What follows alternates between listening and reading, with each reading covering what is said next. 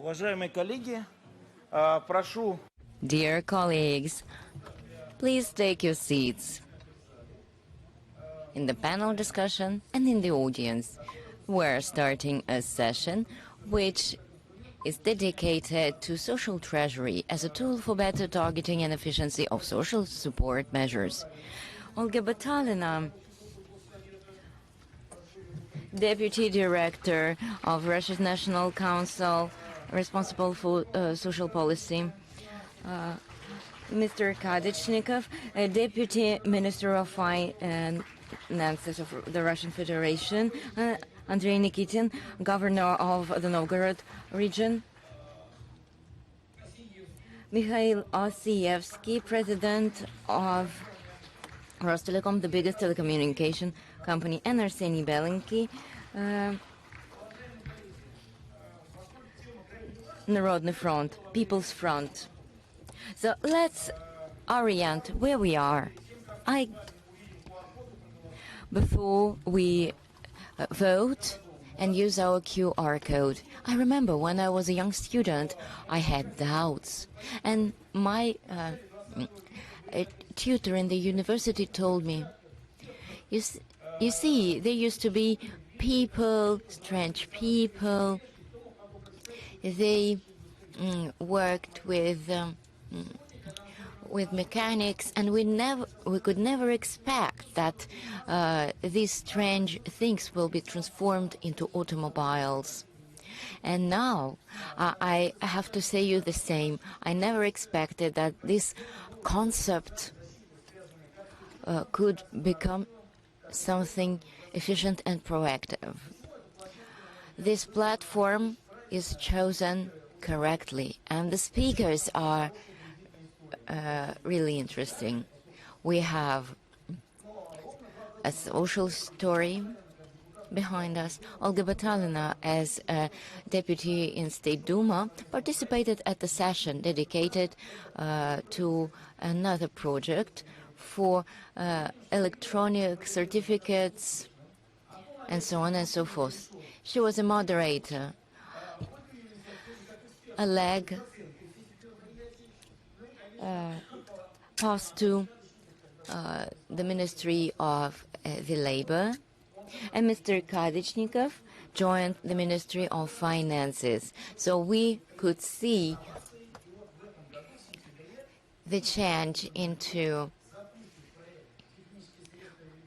professional pool of the ministries, and now we're going to talk about social treasury as a tool of project implementation. Is the start going to be successful? And I invite the organizers to display the QR code. I invite you to vote. Are we ready to understand how the environment where we are should be changed? Are we happy with the environment we have? Please vote.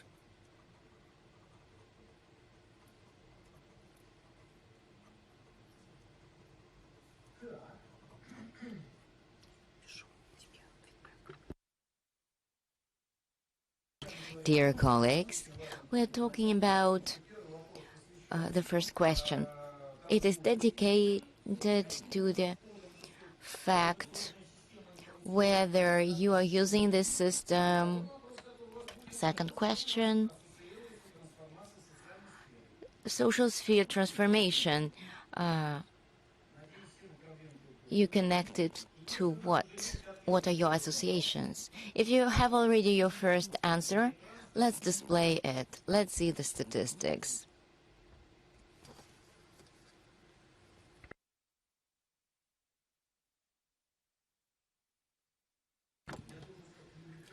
I have to say abracadabra 1, 2, 3. Oh no, it works as it is.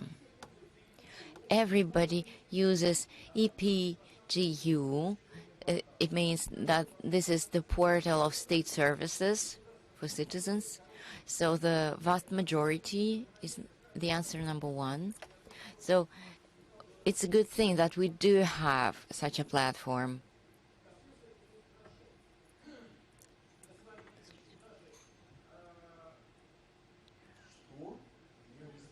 You couldn't hear me. I will not repeat the first part. Mikhail Osiyevsky will give you more details about this state service portal. What's the trend? Advanced technology users use the technologies.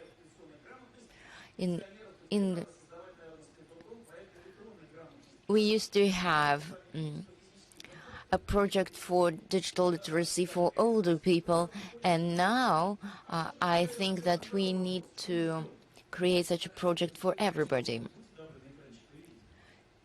Second answer.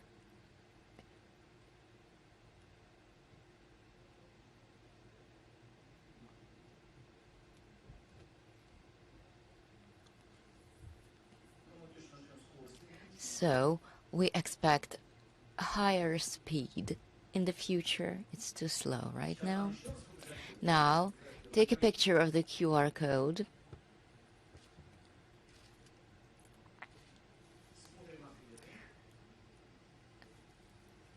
Look at the answers.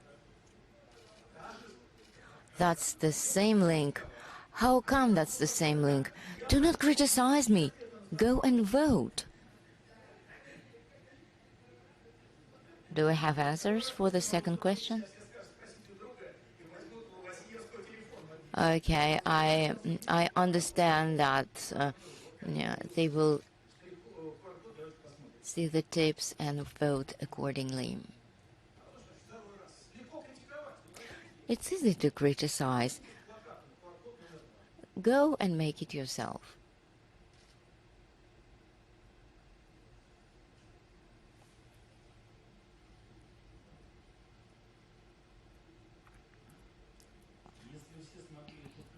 So, if everybody could join, please vote.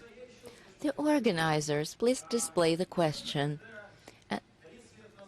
30 years ago, I joined a commercial bank, and the word plastic card was like a dream.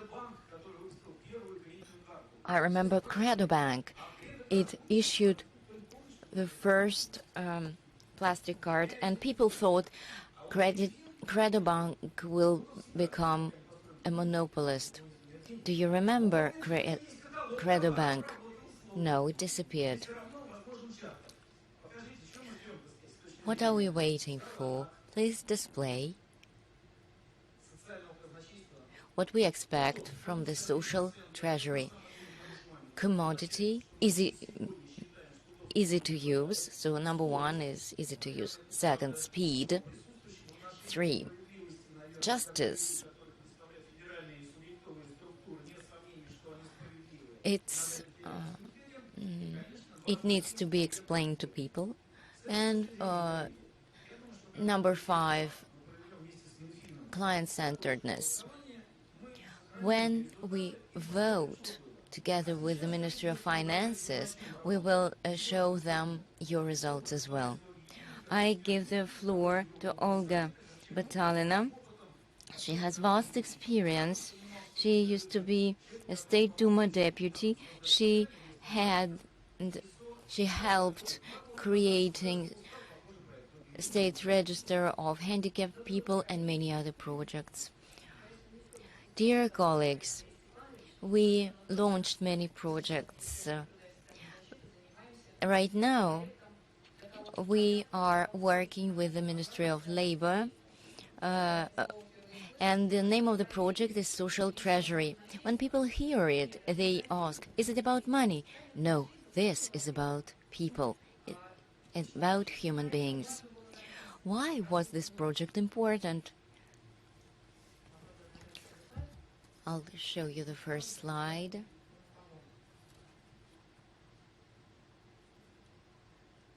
If I can't manage, organizers, please help me. Oh, here it is. Our country has a very rich system of social support measures. It covers 80 million people. These are people with disability, elderly people, families with children. So we have demographic measures of support to foster childbirth. There are measures of support to increase the income of a family. There are targeted measures, a multitude of measures. If we decompose them, we will see that 350 categories exist.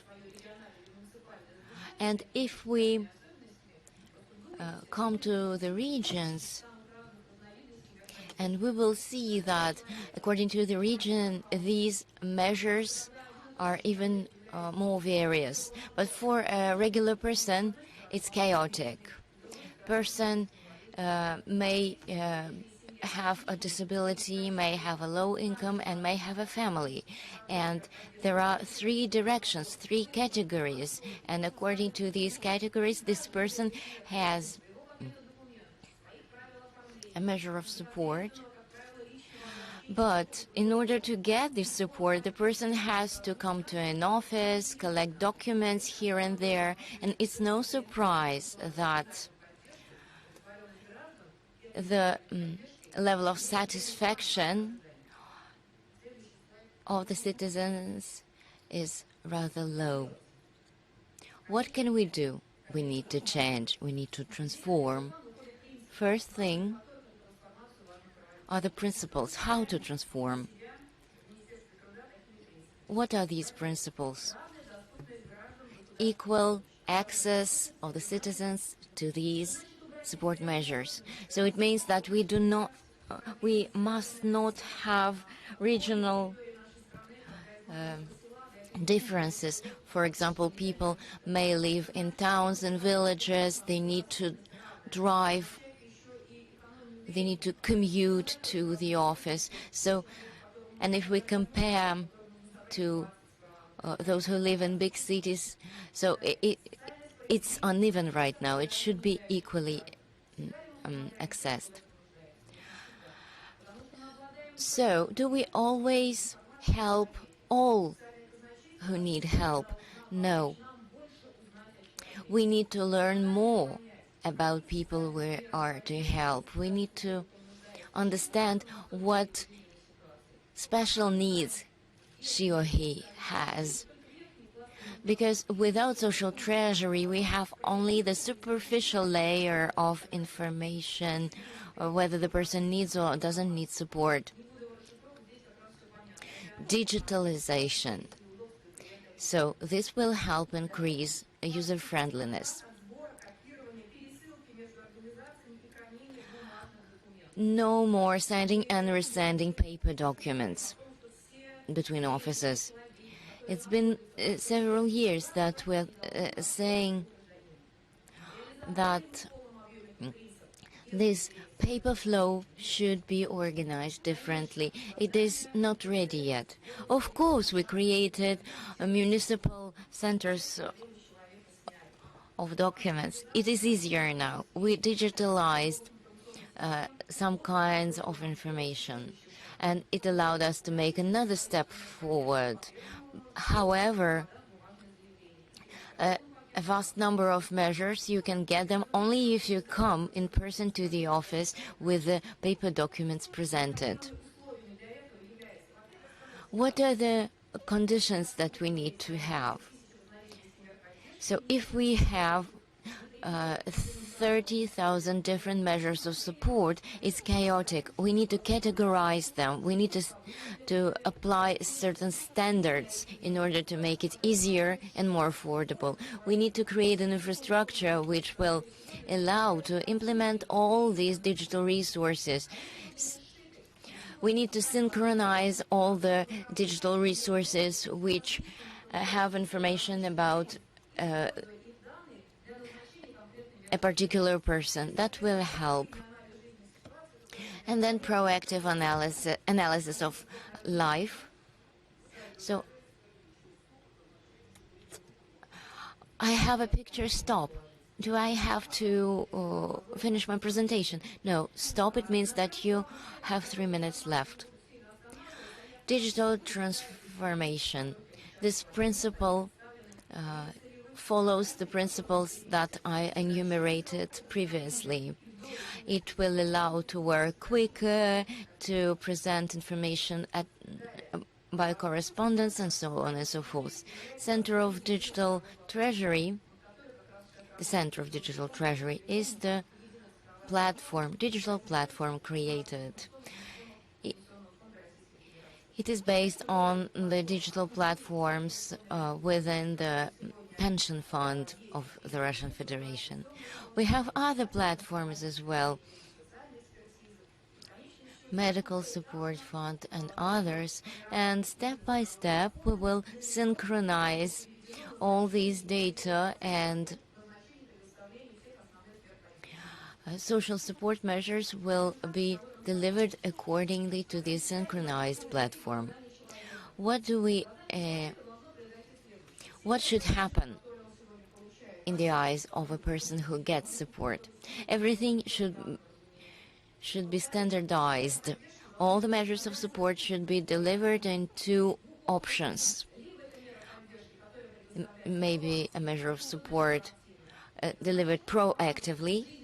What do I mean by that? According to the situation of this person, without any application to file. By the end of 2020, you see these measures. Maternity capital, for example. This is one of the first measures of support which works in a proactive measure, in a proactive way. You remember how it used to be, and you know how it is now. How did it used to be in 2009 when I got my first child?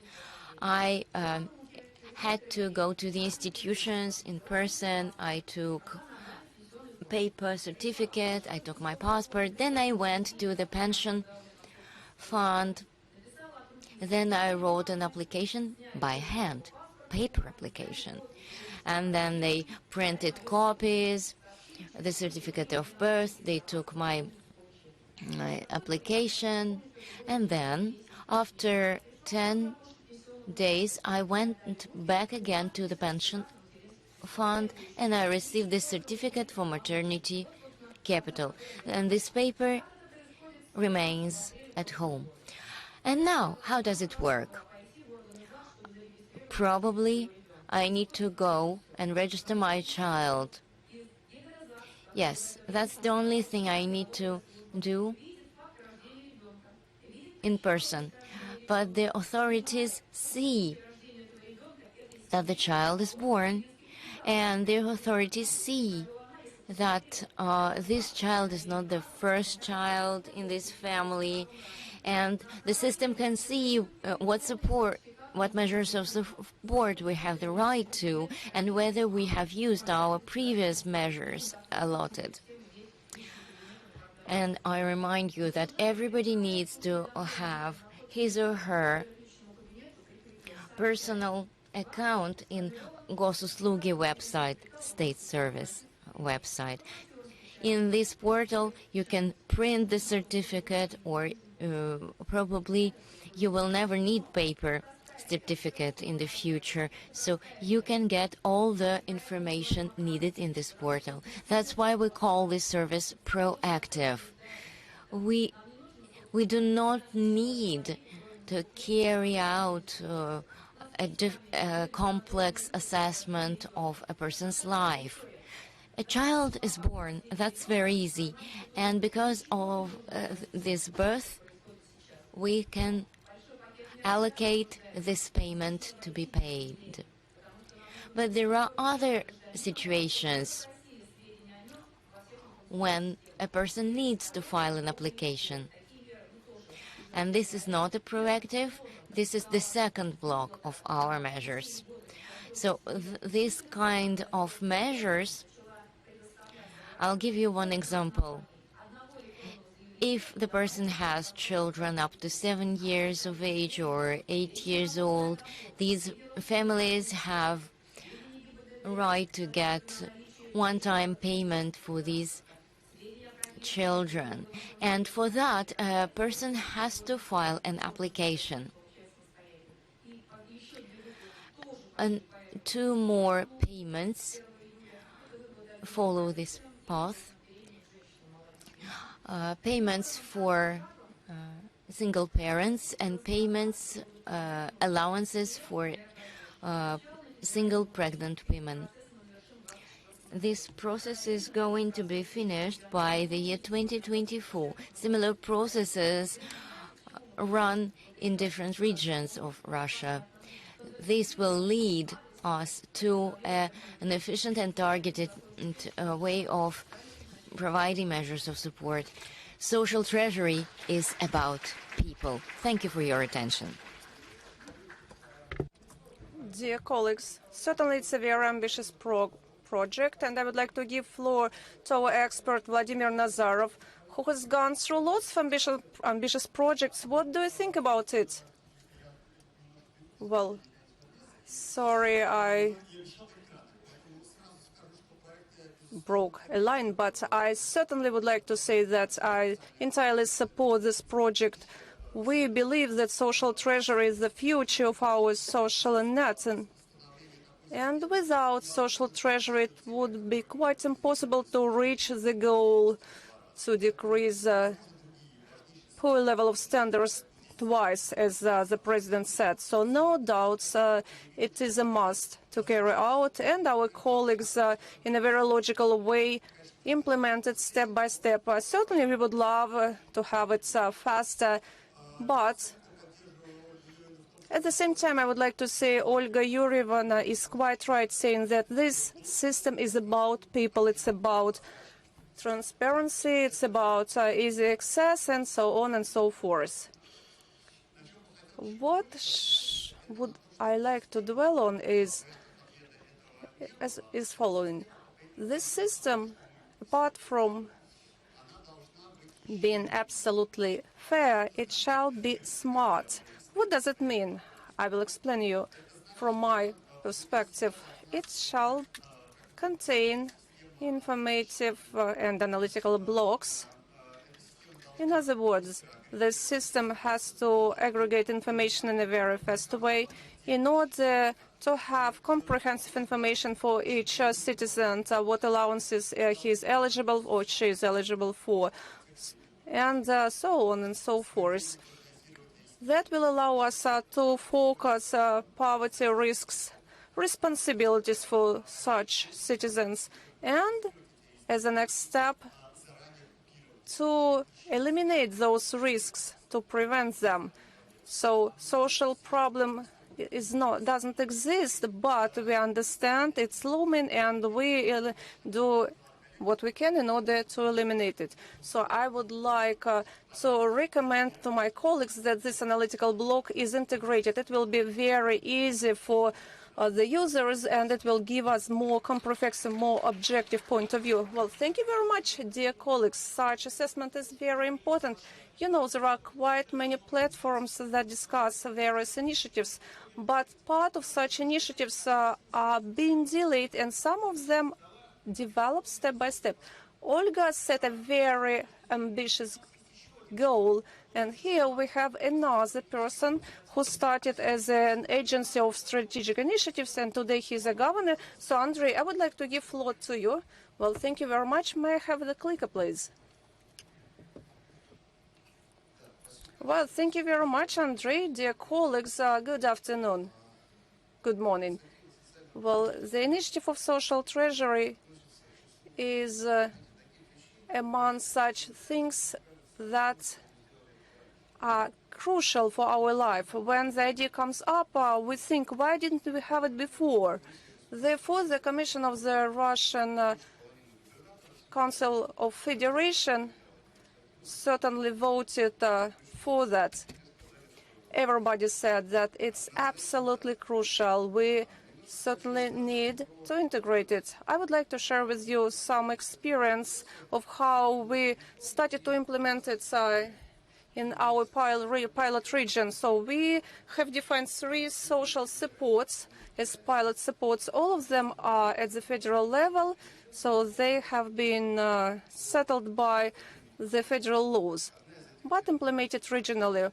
One of them is financed from the federal budget. I'm talking about compensation to disabled people of car insurance, and the two rest are financed by the region. Payment to families that have children from 3 to 7 years old.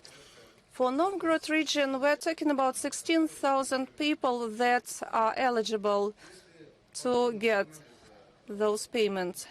After a very thorough analysis of the client route, we saw that there are lots of paperwork processed manually, and employees of social support agencies have to submit requests, lots of requests, lots of time is wasted, and that time could be used for something more important things. So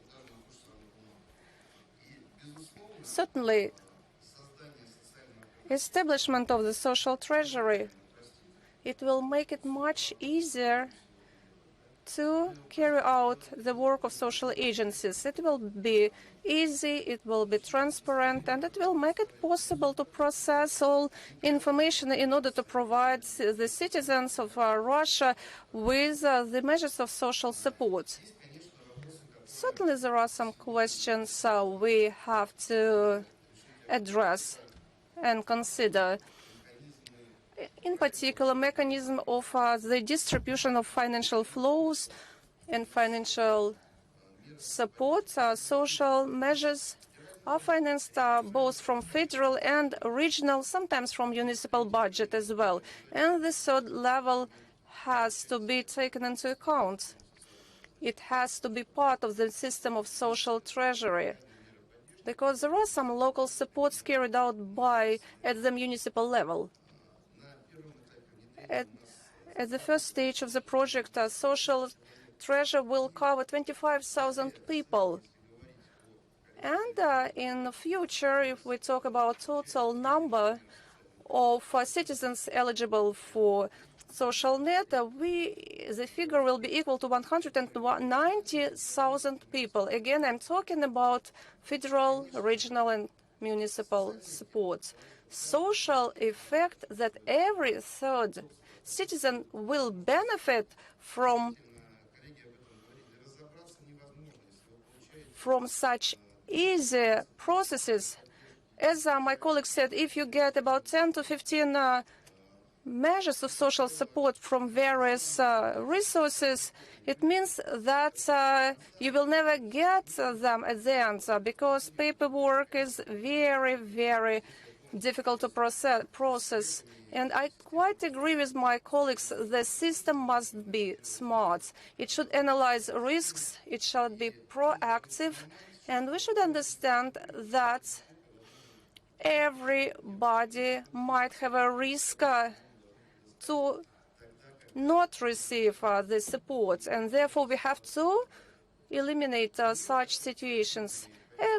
An example of such proactive agenda could be the social contract implemented by the Ministry of Trade. It's a measure that helps us to support people from getting into poverty. I can say that certainly we are going entirely support this initiative, and I'm very pleased to be part of it. Ministry of Finance, Ministry of Trade is doing enormous, great job. Thank you very much for your comments. Well, it's very nice to hear that the governor really supported the project. We have two regions, Tatarstan. I'm going to give you the floor, and we have a representative from the Kaluga region. Why do I want to give you the floor? Today we have drive, we have energy. Everybody has already reached some results. So could you give the mic to the Tatarstan region, because they really know what they want to achieve, and we would love to hear your experience. Well, good afternoon, dear colleagues. What was the question? You already have experience of innovation. You had a great Minister of Health, Elrad Zakevich, as Deputy Minister of Finance, and so on. You help people to build up careers, you track social roots. Are you ready for implementation of social treasury? And is it important for you? Well, certainly it's very important for our region. 2 months ago, we established a department of social treasury at the pension fund, and we are ready to be a pilot region. Very good. That sounds good. What about Kaluga? You actually helped us to create a social economic free zone and so on and so forth. How do you estimate the situation? Your governor is the head of the committee, while Kaluga entirely supports this project, and with the implementation of the payment to families with children of 1 to 7 years old, everybody understood it's very good initiative, and we implemented another initiative. We have adjusted it to our region, and I can say that it's a very proactive way. We do understand it's a very reliable system. When a mom submits an application to get a payment and gets the payment in a very fast time, that feels good. As Olga said in her presentation, it really is a great initiative. We are ready to try anything new. We vote for social treasury, so I'm very happy that this initiative actually is taking place. Well, dear organizers, those who are ready to take part in the pilot project, please prove it in a written way. Well, I'm very glad to hear that regions are ready to take part in the project, but we have to assess how efficient the initiative is. And we know that People's Front is the organization that carry out such estimations.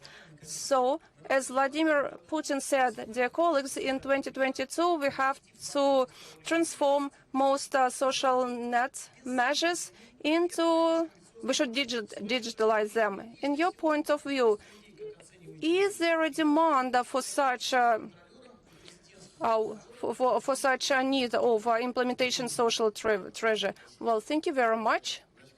Well, I would like to say that when we heard about this project, we were absolutely surprised, as it's enormous volume of work to be done.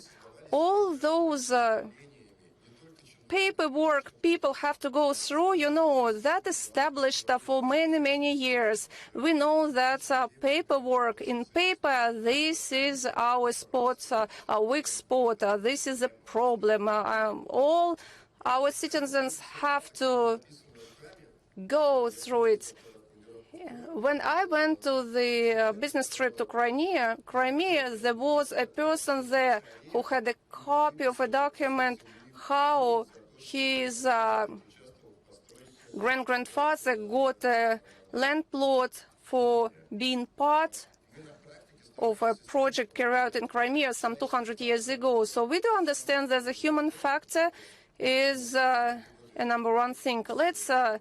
I'll give you an example. Let's say a car of somebody has been stolen. Then it is found 8 years later in another region, and the car has to be there, is left there just because there are some mistakes in the paperwork, and it takes up to 8 years to sort out the problem. This is absolutely crazy. Therefore, I believe that social treasure is a great initiative, and I vote for it with my 2 hands. As for demand, we do lots of pollings every year. About 2 or 3 polls are carried out each week, and we always ask in the very first place about awareness of people regarding initiatives and support they might get. I can tell you that social treasure is going to solve this problem. People will know what support they're eligible for, and we won't just have to think about it in future. As for demand and the targeted approach, during the pandemic, we opened hotline for those who needed social support. I'm talking about material support, food banks, and so on and so forth. A lot of volunteers were involved in it. We could not establish the register at once. At the same time, many people asked for help. Many people needed support. And therefore, we could not stay aside. Another important thing is demand, a local demand. What do I mean by that? Very often when we make decisions, we need municipal authorities to get responsibility for it. If we can solve this issue, I guarantee that payments will reach the end users much faster. That will help us to avoid, to decrease the paperwork, and payments will be done on time. So social treasure is a great thing. Out of my experience, I can say the following. It is very important to provide feedback. The fact of a payment, its amount, and so on, that has to be programmed in advance. We are the operator of the direct line with the President of Russian Federation. We cooperate with Rostelecom, and we get 1,300,000 calls each year. Then we track each call and we see what can be done in order to help those people. And this is a way of feedback we carry out. Another way of feedback, Instagram or personal account of governors and so on. I believe that social treasury could be another platform for tracking feedback. When automated and developed procedures give us a chance to help to everyone. That is the targeted approach, in my opinion. We shall be ready for the situation when legislation has to be modified, because there are so many regulations that face hurdles for a smooth process. So I believe that social treasure will help to simplify the procedures and measures will be implemented. So that will make our life much easier, both for us and for Russian citizens. And I would like to say to Olga, how many documents Social Security service has to collect before a payment is made. So how many documents do you have to collect before a payment is made? Well, it is very hard to give you a precise figure, but transformation of each payment is a challenge for us. When we had to implement support for socially deprived pregnant women, it seems easier. The question is, where could you get the information that the woman is pregnant? Digital. I'm talking about the digital proof, because it's ridiculous that a woman would come and say, I'm pregnant. So within a few days, together with the fund, Security Social Fund, we had to do enormous work in order to carry out that project. So I'm talking about introduction of electronic birth certificate.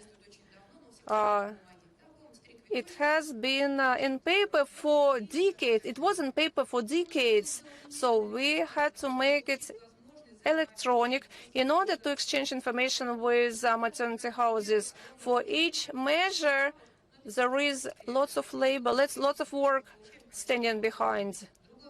Another example, there was another payment for single parents that take care of children from 8 to 17 years old.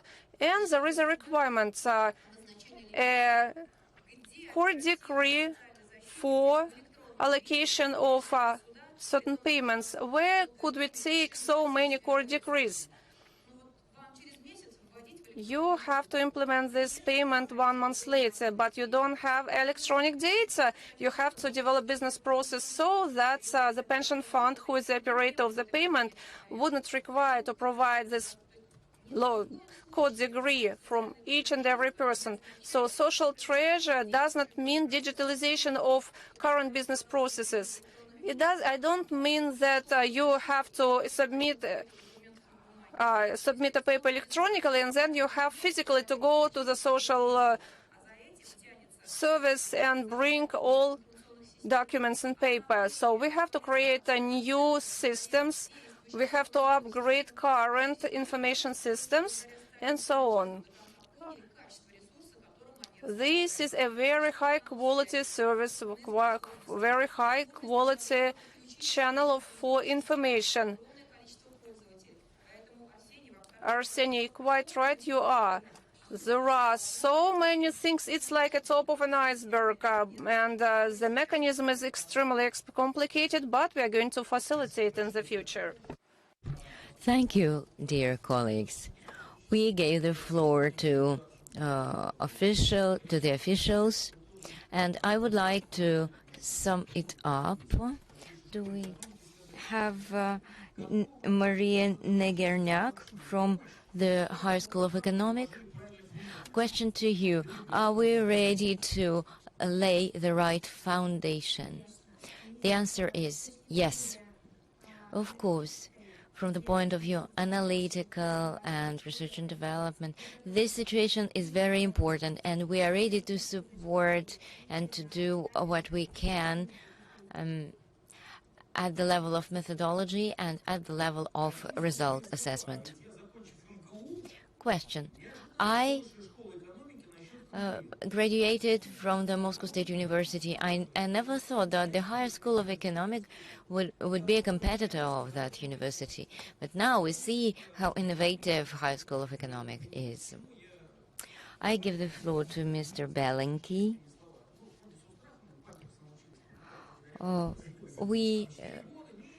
Thanks to you, we could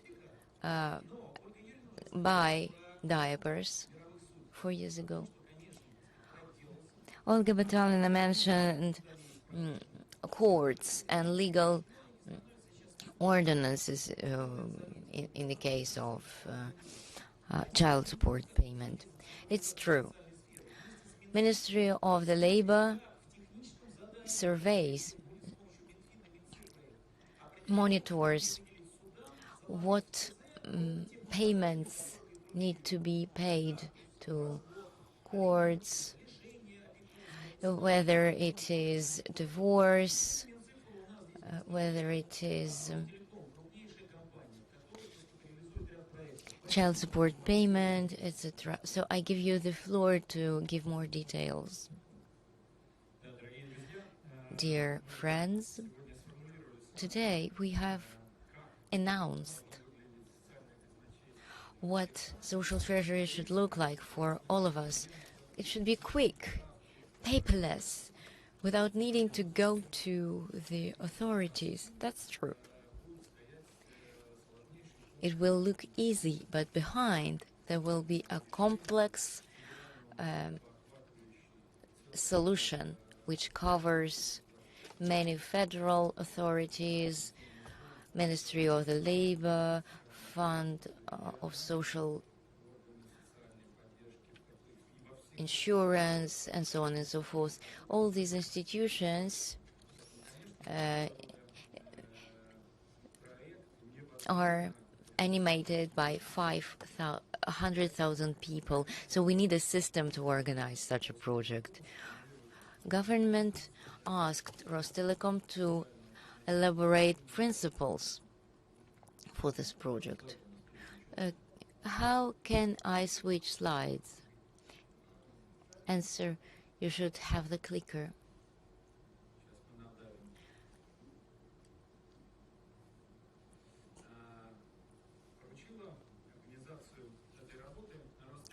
Rostelecom received this task. Why Rostelecom?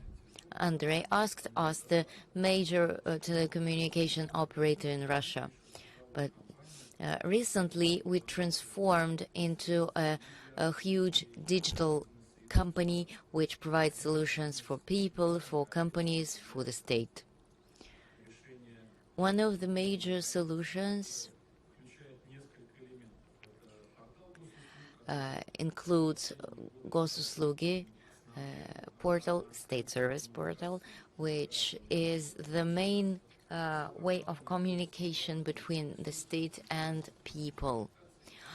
Behind that, there is a system of identification, and more than 80 million people are registered in this system. We have personal data in this system.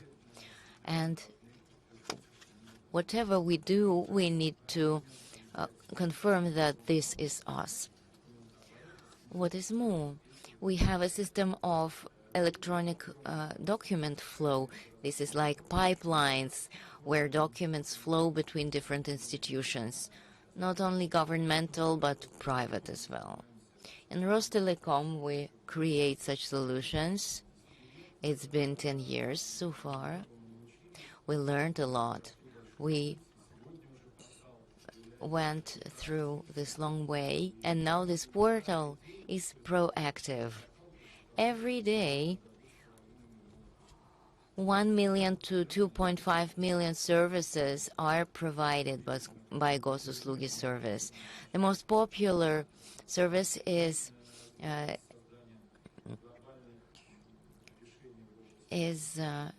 take an appointment at the doctor's.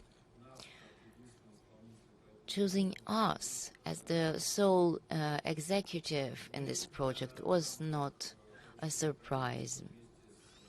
The government asked us to do so, and we worked together with Ministry of Labor.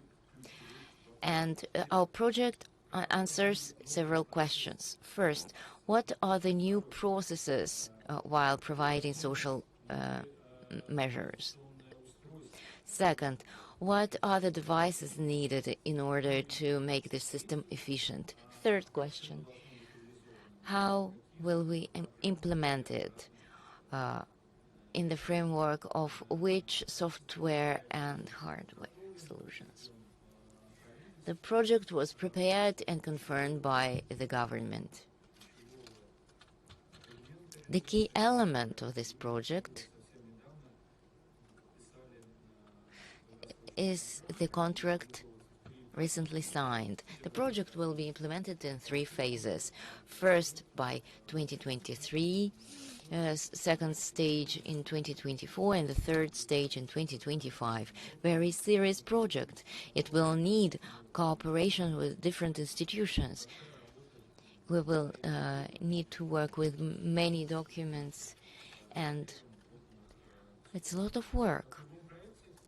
As in any project, in our project we have goals formulated. Olga mentioned them. For people, the delay should be quicker. The number of services provided online, 24/7 work of the service, lower the number of reports needed, and other parameters. What's important to the state is to increase the efficiency of the project. We want to avoid manual labor. So our task is to lower manual work. The solution will be created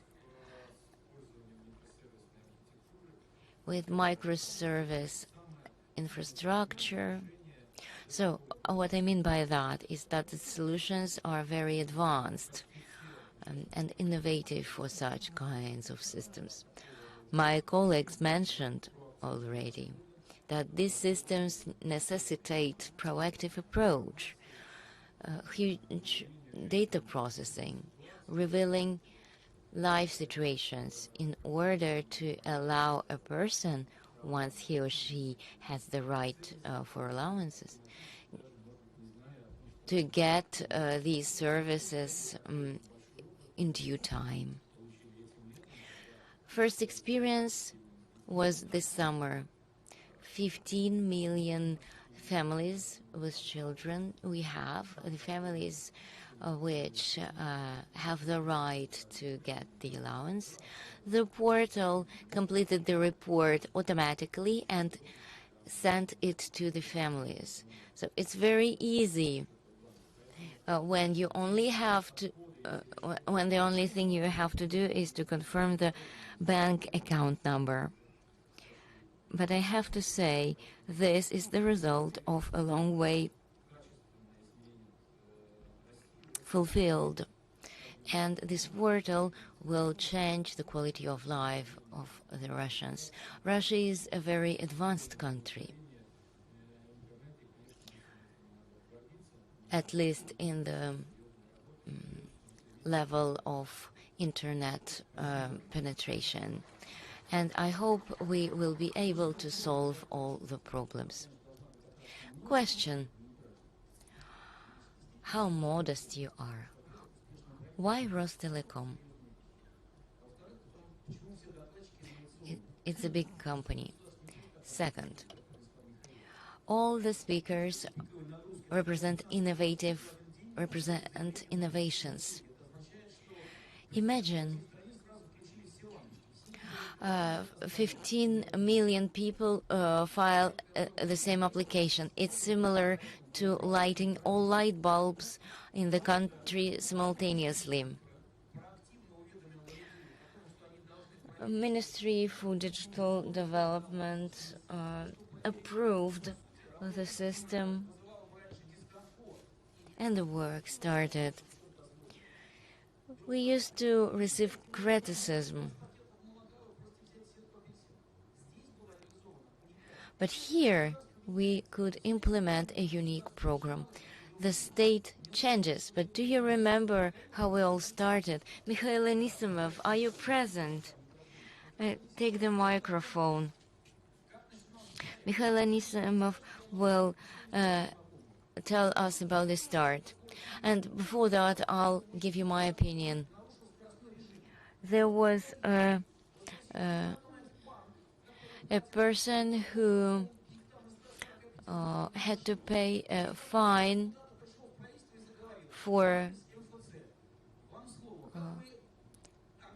his car, and he started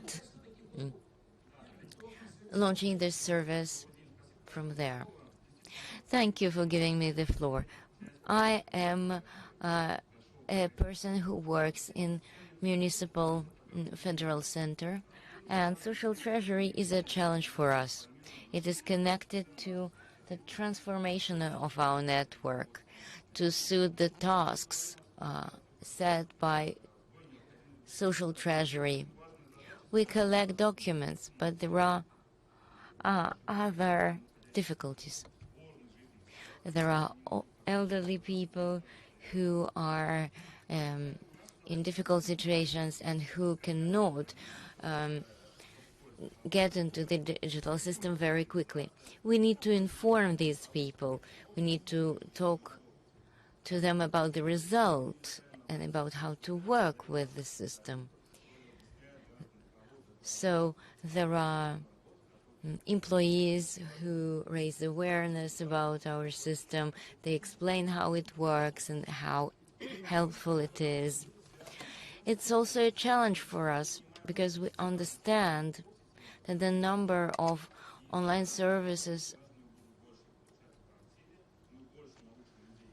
will diminish because the majority of services will be provided in a proactive way. It's true that every year we have more and more services, but there are situations when centers of competencies are overwhelmed. We need to connect different services and different institutions in order to create a logical chain of institutions in order to provide services.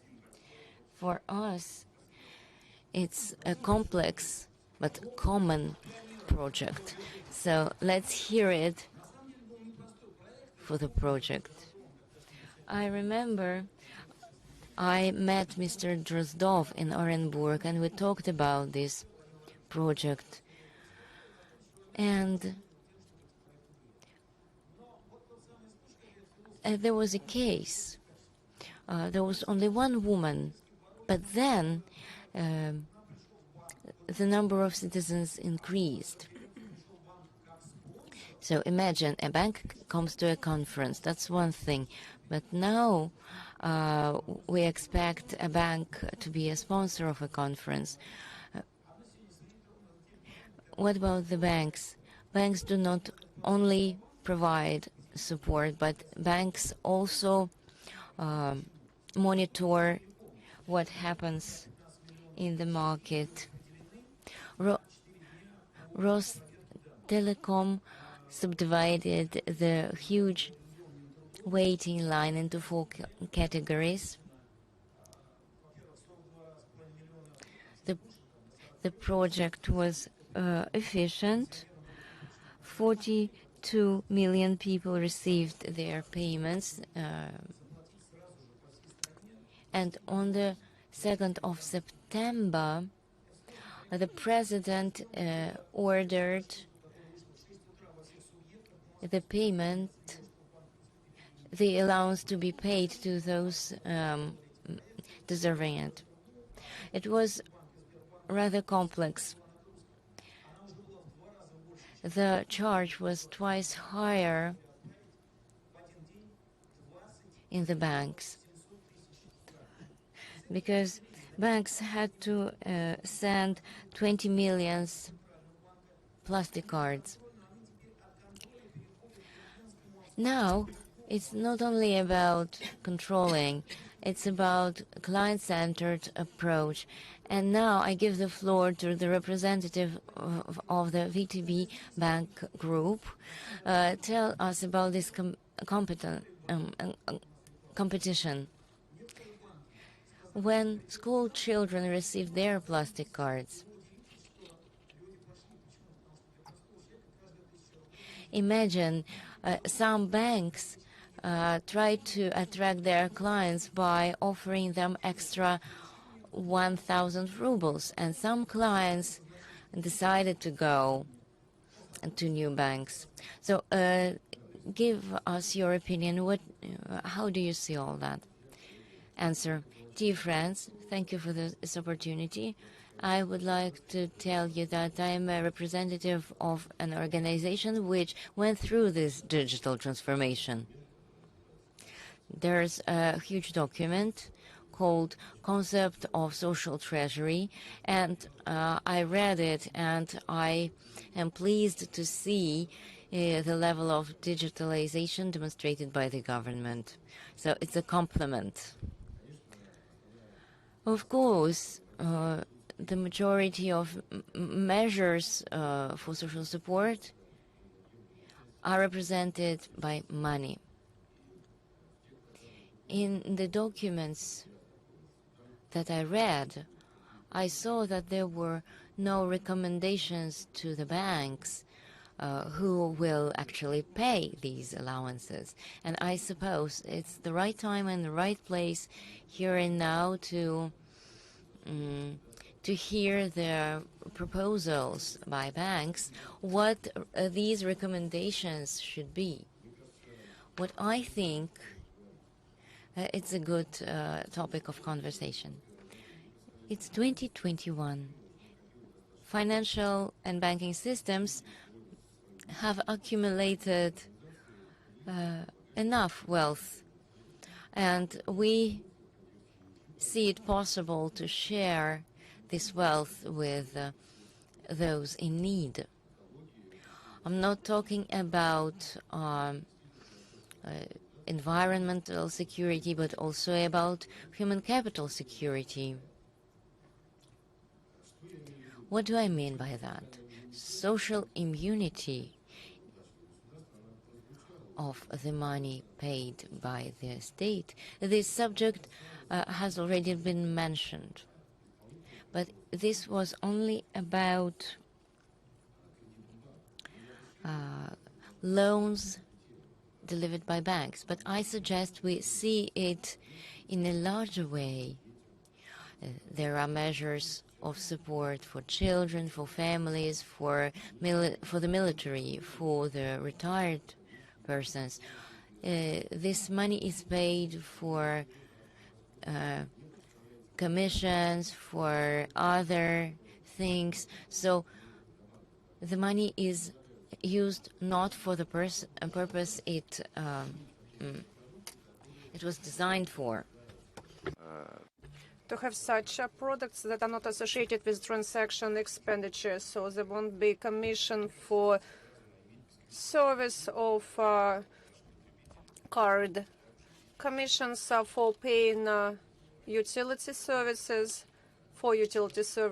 education, and so on and so forth. The next thing, which is also very important, is we know that there are lots of fraud, and it is very important for us to do our best in order to protect people's money from such fraud attempts. We recommended that such protection shall cover the retired people, elderly people, and all citizens in general. It is very important to know that banks have a very wide infrastructure system of client offices, of affiliates. In fact, the topic of accessibility is very relevant. We have about 20,000 branches, and we are ready to share our infrastructure in order to provide the social and state means of support that will help to facilitate to solve socially deprived people. And the additional measures is the last thing I want to mention. We see ourselves as a bank that supports those who President wants have to be supported. When we actually supported our customers while paying child care support payments, we added 1,000 rubles to the payments. So we spent 600 million rubles for that initiative. And we are going to do the same for the retired people. Everybody who will get the payments, retirement payments through our banks will get additional money. That's how we see the support we can provide for various social levels of the society. Thank you very much, dear colleagues. Thank you.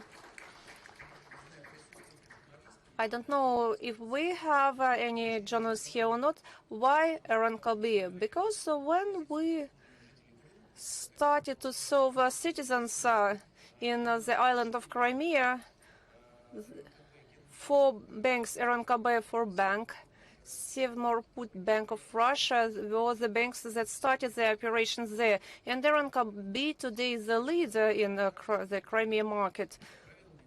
Olga said that 300 million people in Crimea got money in via Sberbank, VTB, Почта России, and so on.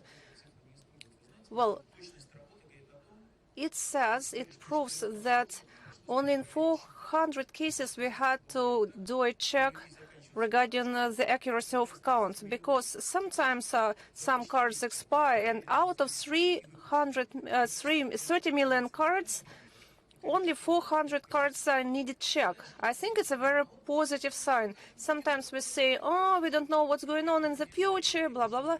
But I can tell you, when I came to Belgium as an employee of Sberbank, I was very impressed that 1,000 francs were devoted to each newborn.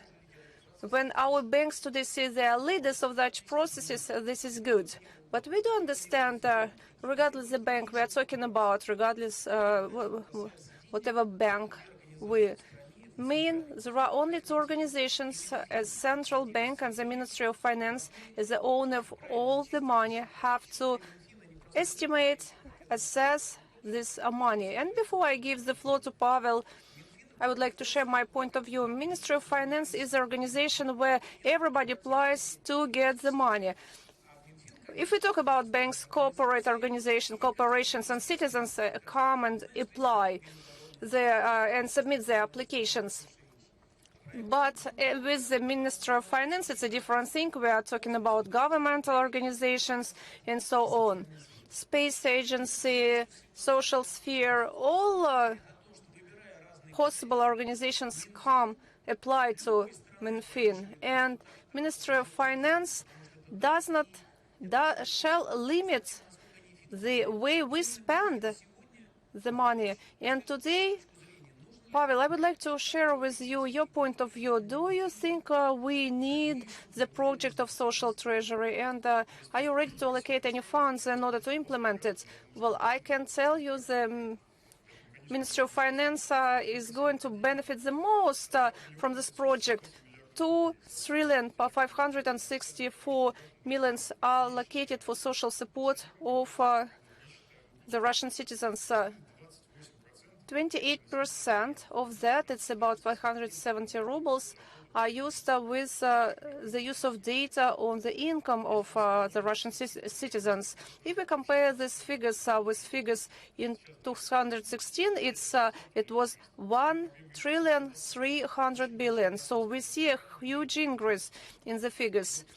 And certainly, as a Ministry of Finance, we have to remember, is every ruble out of 2.3 billion is delivered to those who need support, families, moms, and so on. If we talk about pregnant bonus, that is in responsibility of the pension fund. If we talk about payments for the firstborn, she has to go to the social fund. The second fund, she has to go again to the pension fund.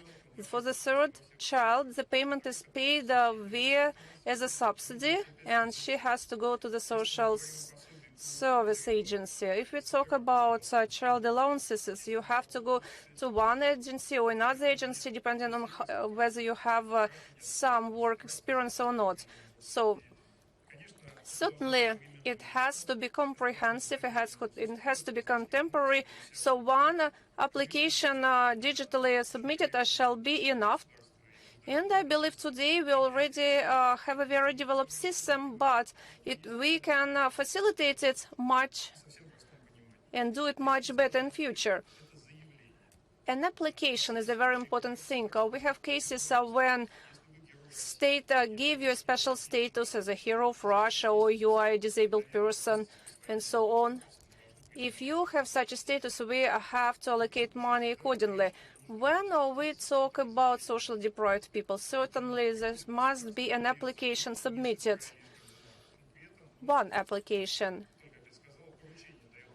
And that's how the citizens say, this is my income, this is my ownership, what I have, but I need support. Then the state checks the data and then it allocates the money. Another moment linked to technologies. We do understand that modern technologies change business processes and many ways of our life.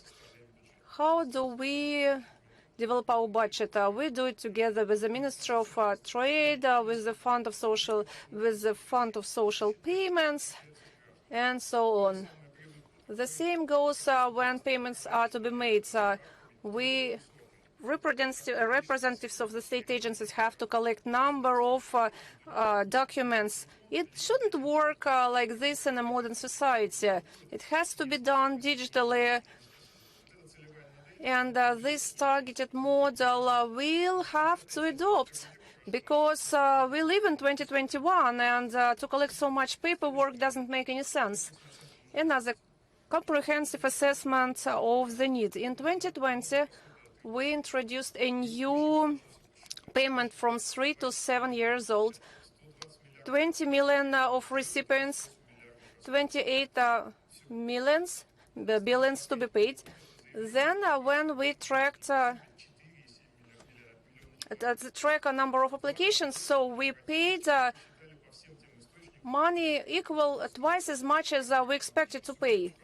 So this originally out of 28, the regions paid 56 billion rubles. Then we tracked whether the payments went in the right hands or not. Everything was okay. So regions and the citizens say, the way you pay is not fair. Why not? Why? We take into account the income and so on. Then we track the details. I will give you a few examples in 2020. No income, no social payment, five apartments, a truck, 5 cars, and so on. No income, an apartment, land plot, 4 trucks, heavy trucks. Do such people have to take a payment? Probably sometimes they might need the support. But as for our regular programs of support, these cases shall be excluded from the payments we deliver. And the initiative carried out this year made it possible to objectively estimate the situation of each and every family in order to track who is eligible for payment and who is not. And now we have 2 payments for pregnant women and single parents that have children from 8 to 18 years old. So therefore, we were able to support to those who really need support. We certainly upgrade our services. We have to adjust to current situation. We should understand who else might need our help. So this is a process that is evolving at all times. We have to tune our program to a current situation. If we have someone who has millions on accounts, who has bonds or other papers, perhaps such people do not need financial support at this very moment. And this is the social treasury.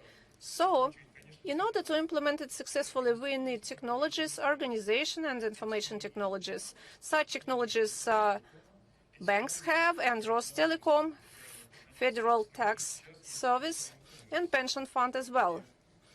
And certainly in our model, we see a platform to operate that will help us to estimate and analyze all the data, service of processing people's applications. We need people who work at municipal level, and also advanced payment system,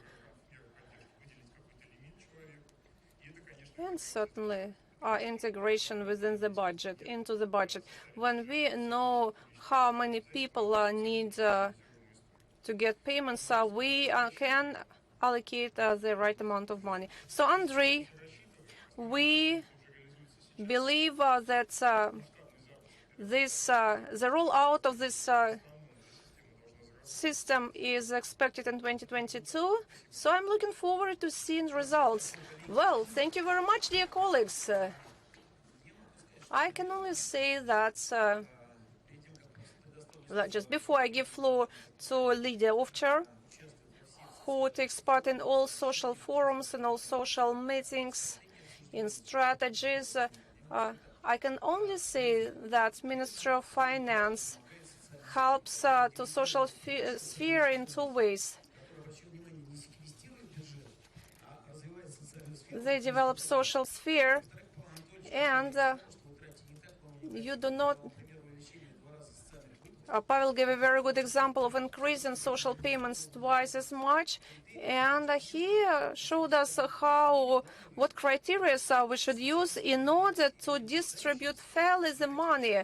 Those who are in need shall have the money, not those who have everything and get some additional payments. So it would be very right to put additional burden to the government. Therefore, I would like to suggest to give thunderous applause to Ministry of Finance, a very human approach indeed you use. And I would like to give the floor to Yelena, who came up with such a term and social... Очень трудно. Well, dear colleagues, it is very difficult to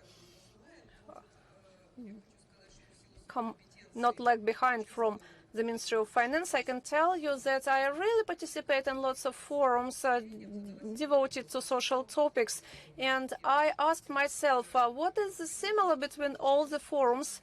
And my brain said it looks like a wedding reception that proves very good solutions, that fixes very good solutions. We've been talking about moms, about families, and now it is high time to talk about the following thing. Well, any grandma, I would say, is very interested in finding a good kindergarten or school for their good school children. We know that about 30% of marriages split later. So we want that anyways children from divorced families live happy lives. When this project came up, the question was, why did we never think about it before? And when you go through a number of stages, Pavel said, you come to a need to make a very difficult decision. And it is very important to overcome hurdles you face and not to lose your steam.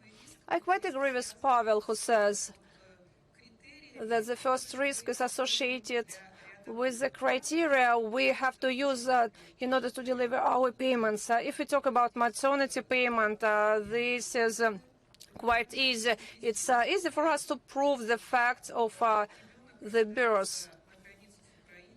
Even though there are some complicated cases when a child is born on the border with Ukraine, let's say, then the mother goes to the Rostov region, and then it turns out that the mom gave birth to a child who is not, but the child is not available for the family fund as family payment, as the mother has a Ukrainian citizenship. Well, we know why there are such contradictions in processing information, which Pavel mentioned. We know that about 30% of all income, of all profits of families is in the gray zone.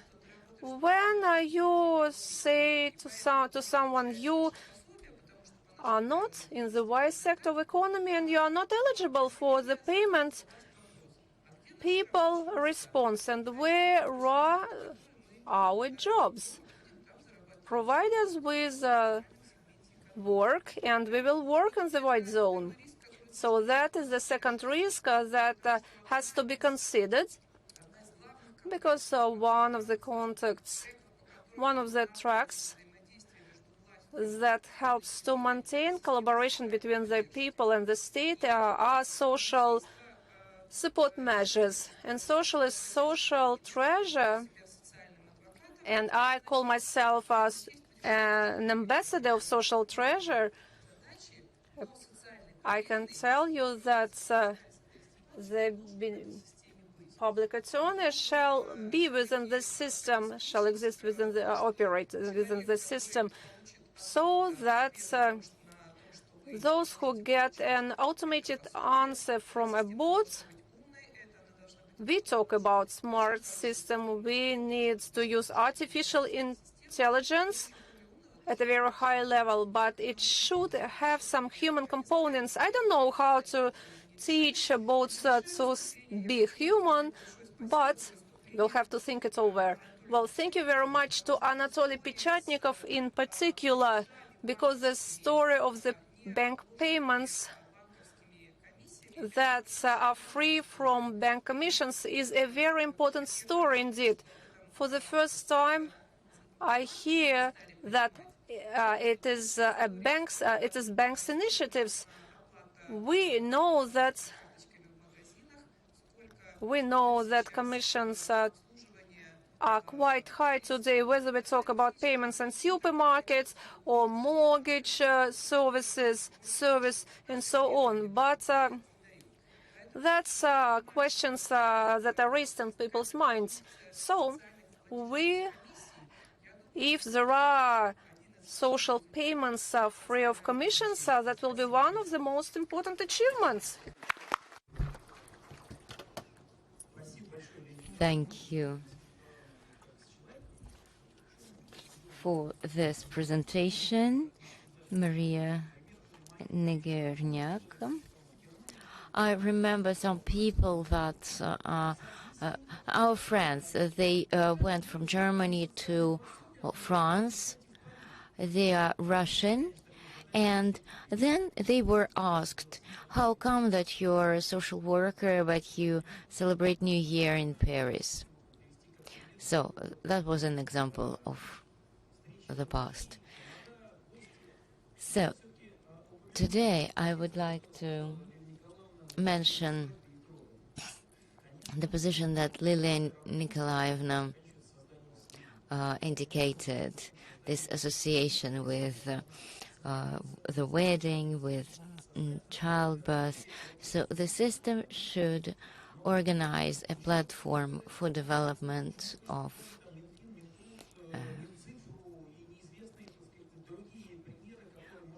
so it should be the smallest unit of the country. So look at the project, Digital Eurozes. Mr. Pudov, the secretary at the Ministry of Labor, he asks, what amendments do we have to make in the agreements signed with different countries? So, there are people who come to us from different countries because they have had an accident in their country. But now we need to pass to a quicker way, to online applications. Mr. Katyukov will said on Monday that the payments should be paid, and on Friday people started receiving these payments. So we all feel innovations. We have 7 minutes to go, and what I suggest we do, during 1 minute, motivate us. Give us your final remarks. Yes, you're right. We started a great project. We need to continue. We need to end it successfully. It's like a marriage.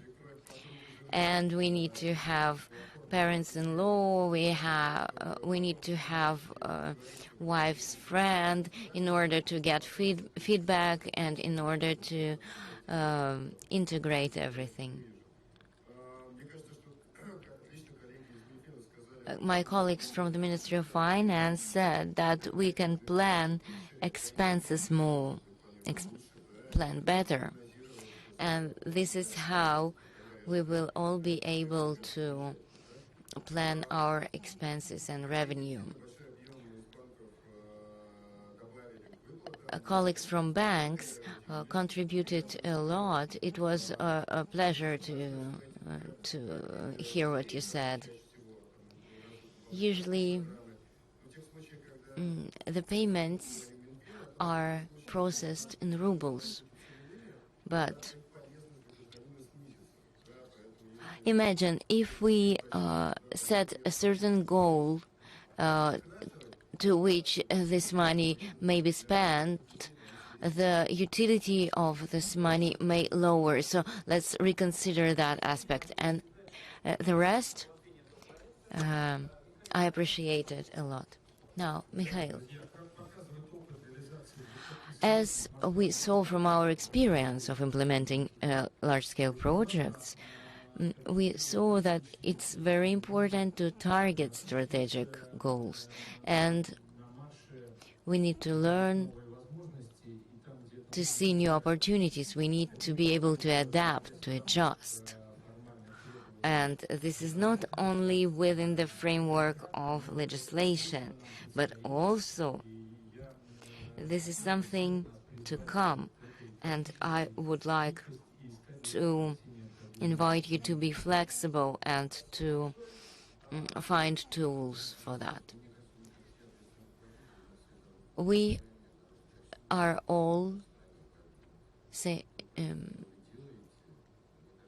standing for the wealth, the well-being, and we are sure that your project will help people to overcome their difficulties, and we support you. So the most important is to meet deadlines. Andrei Nikitin. In order to solve any problem, you need to measure it first. You need to describe it. Today the state spends a lot of money for social support. However,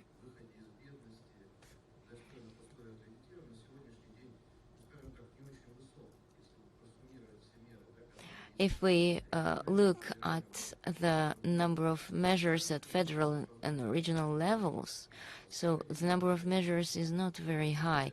If we can measure the problem, we will see how much money we spend.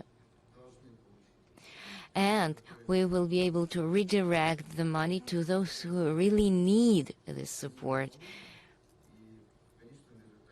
And finally, our country will become a country of opportunities for any category of citizens. We have two requests.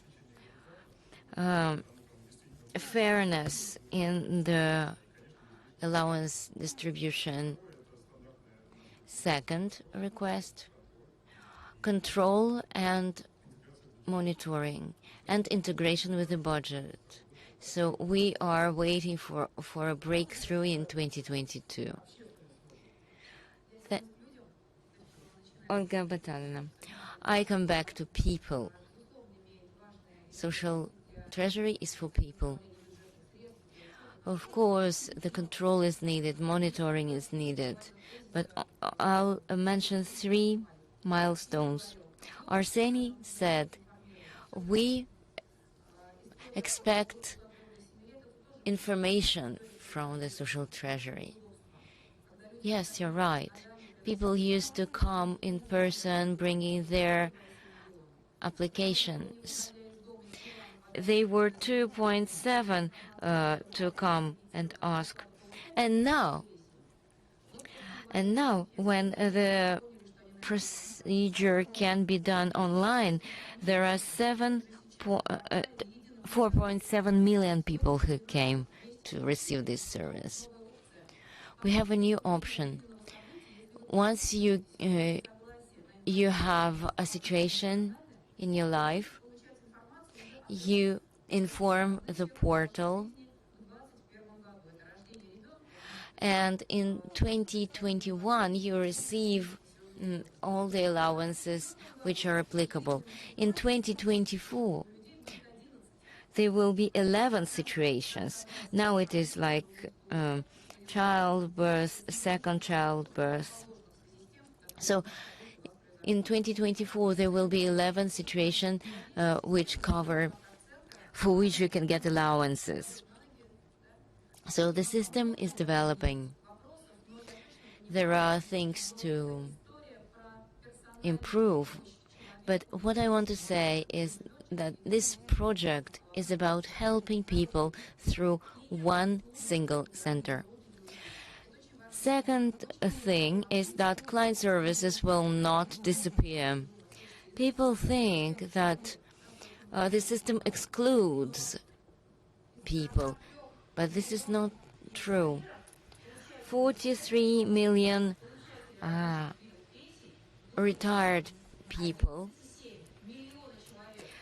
Among them, 11 million retirees receive their pension coming to the service and receiving the money in person. There's always client service where people work. People will explain why you were refused and so on and so forth. So the humans will remain in the sphere. Third point, social treasury and digitalization, may it lead to shortening the number of personnel? The answer is no. We will liberate our personnel from routine work, but we will enable other jobs. The jobs will remain the ones which may only be provided by humans to humans. And I hope to get support from the Ministry of Finances.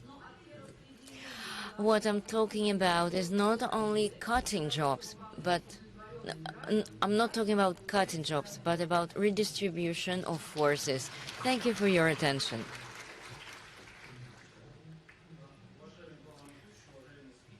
Dear speakers, dear participants, our session is over.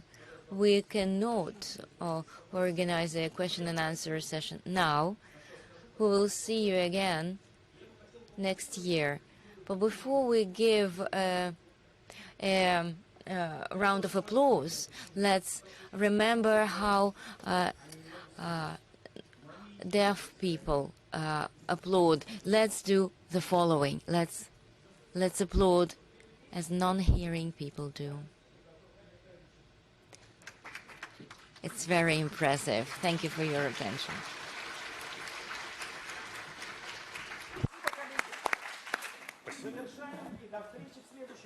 Our session is over. See you next year.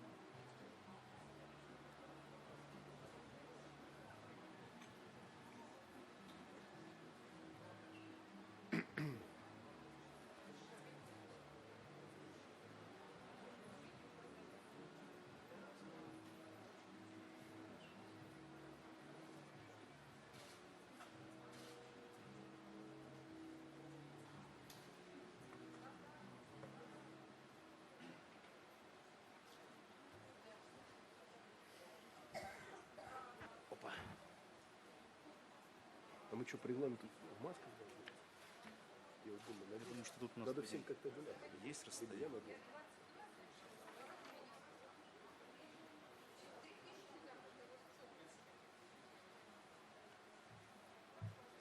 Добрый день.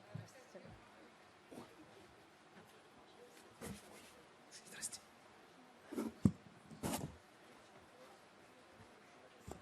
Добрый день, дорогие друзья. Good afternoon, ladies and gentlemen. I'm happy to see you all at the session Implementation of the Strategy for Improving Financial Literacy in the Russian Federation. I'm Nadezhda Grosheva, Chief Editor of My Finance Journal. I'm happy to be the moderator of this session, and I would like to introduce the participants of this session. Deputy Minister of Finance is Mikhail Katikov. Hello. Head of the Service of Protection of the Rights of Consumer, Mr. Mamuta. Alexei Gorislavsky, General Director of the company Dialogue. Ksenia Paderina, journalist and financial blogger. General Director, Nafi Guzelia Imaeva. Pavel Tulubiov, Pochta Bank, he's going to come. Yandex Go, Evgeny Sidorov. Before we start, I would like to spend some time the winners of the Student Olympiad. The name was Cancel, Impossible to Regulate. Mikhail Katikov organized this competition, as well as Maxim Chechenko. So let's greet the winners. The organizers and the winners. Where are the winners? Where are the winners? Ah, here they are. Our winners. Evgeny Kapaguzov. Teacher, assistant professor, head of Department of Economic Theory and Global Economy in the Omsk State University, named after Dostoevsky. He is the coach of students winners of the Student Olympiad on Financial Literacy in 2021.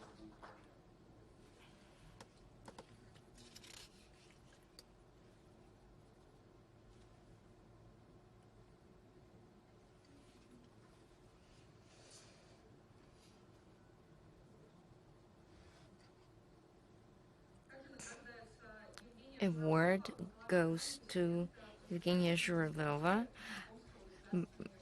Bachelor of Economics, master student in Omsk State University, named after Dostoevsky.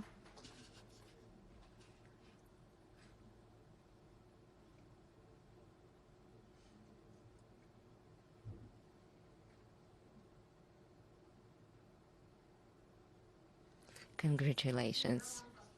Roman Pospelov, fourth year student at the Omsk State University, named after Dostoevsky.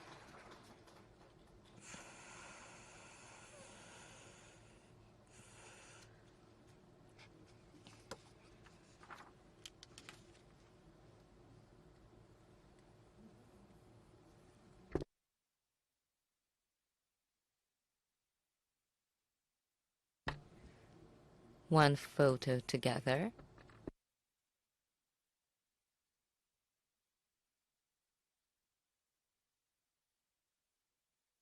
Congratulations to you and to your teachers.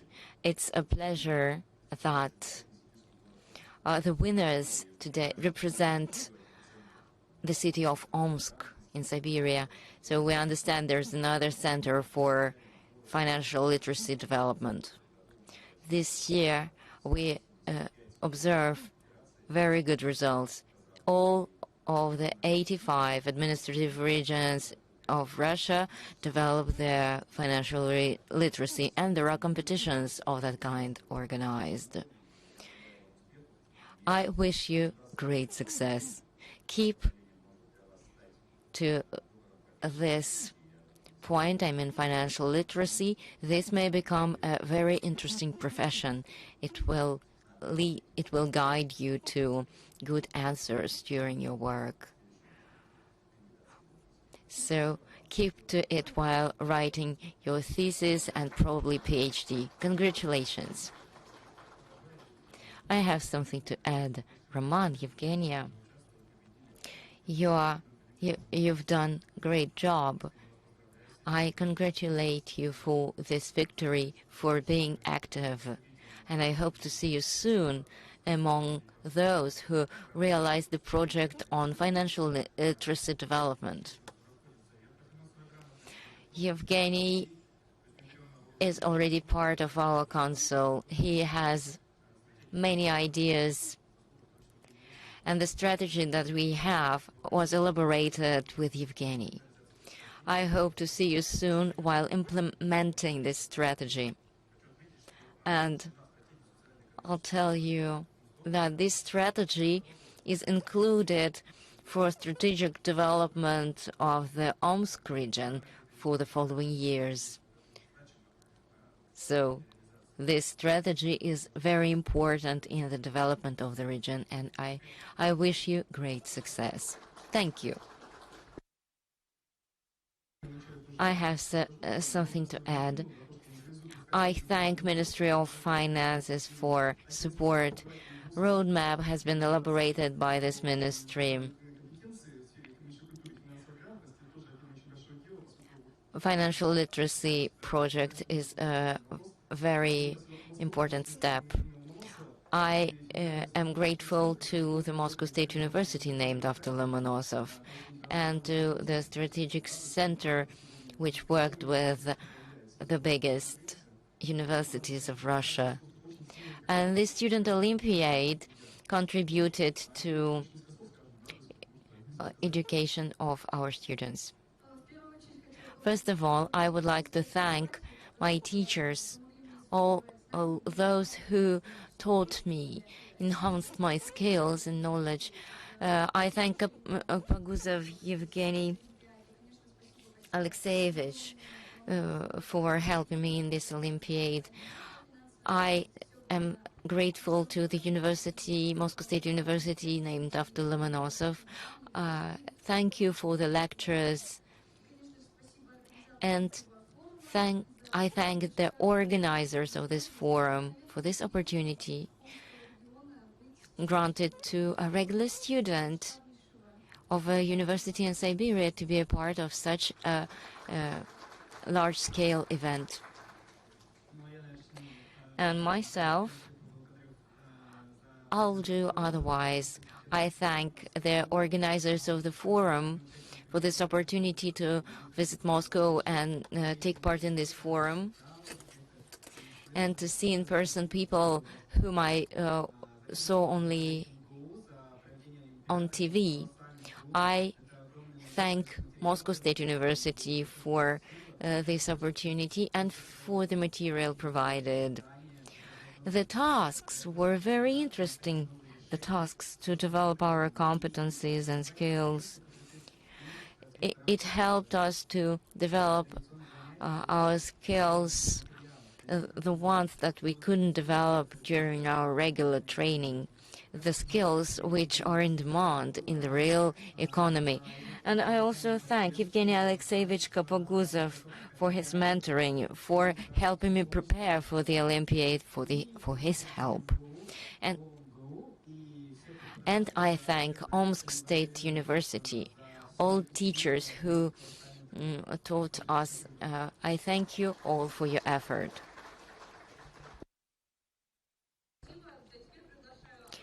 Thank you. And then I invite the panelists for discussion. Our first subject, Financial Literacy 2.0. What are the challenges of the financial literacy, and what are the options of solution? As you know, client-centeredness is one of the key issues that government faces. In this field, one of the biggest tasks is the interaction between citizens and the government. And we know that in the monetary sphere, there are many questions to solve. What should be done in the field of financial education? Well, thank you very much, Natalia. Good afternoon, everyone. Thank you for choosing our session. I'm pretty sure it's going to be very fruitful for you. Certainly, life is going on, and thank you very much to our centers that have been developing methodology, materials, and so on in order to raise awareness about financial literacy for people of different age groups. Pandemic of COVID-19 introduced a number of limitations. On the other hand, it gave opportunity to boost digital technologies and raised some questions and goals we have to achieve. People staying at home reduced some costs, and they were thinking, what shall we do with some spare money? And it was important to make right decisions, avoid mistakes. We do understand challenges that Russian people faced last year, and we developed a new framework of competencies, and we are going to fulfill it with methodologies that we have developed in order to share this knowledge with people. We have to find new shapes. What worked 10 years ago does not work today. So we have to find new practices, new educational tools, new approaches. And today at our stand, we showed how our portal is being developed. It brings together the latest developments, and certainly it's going to be changed in future, upgraded in future, so that the problematic topics are sorted out, so that we can prevent some mistakes in future, rather than focusing on something from in the past. So digital technologies are compulsory, and integration with digital systems must be done today. That's the strategy of Ministry of Finance. Until 2030, we have prepared a new version of developing new financial systems, and the project of financial literacy lays at the heart of it.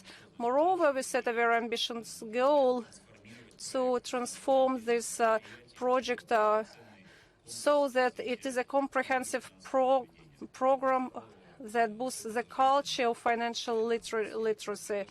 So I invite you to take part in this project. So with the start of the second stage of this very important project, I am pretty sure we are going to hold lots of meetings in order to discuss latest developments.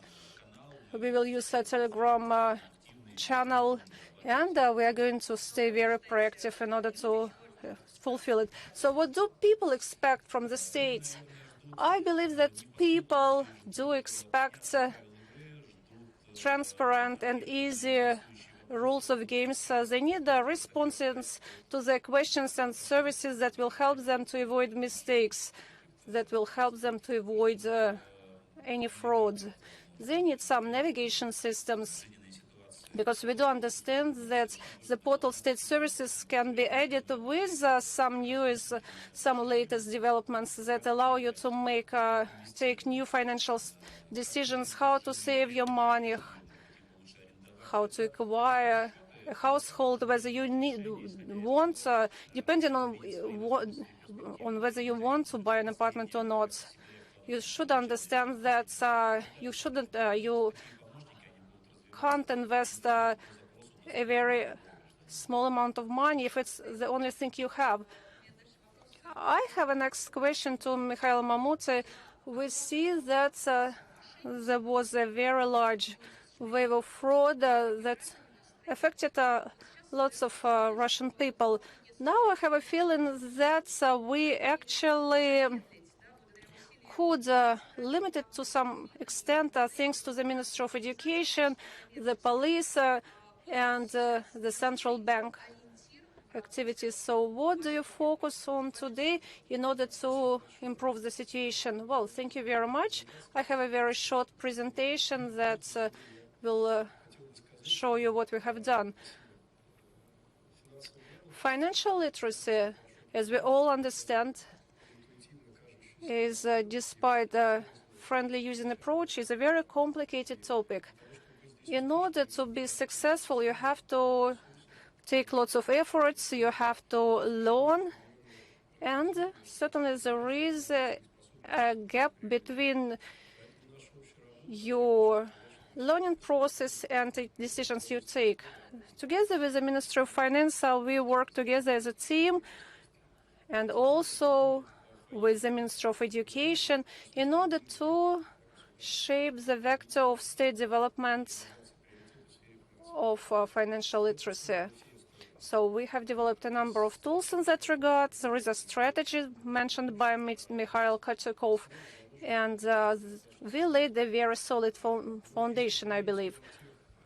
But if we talk about the challenges or problems that Russian people, entrepreneurs face, the response to those challenges should take into account a few aspects. People should have some knowledge and transform them into some intentions. And this chain between the behavior and the knowledge is not as easy as it might seem.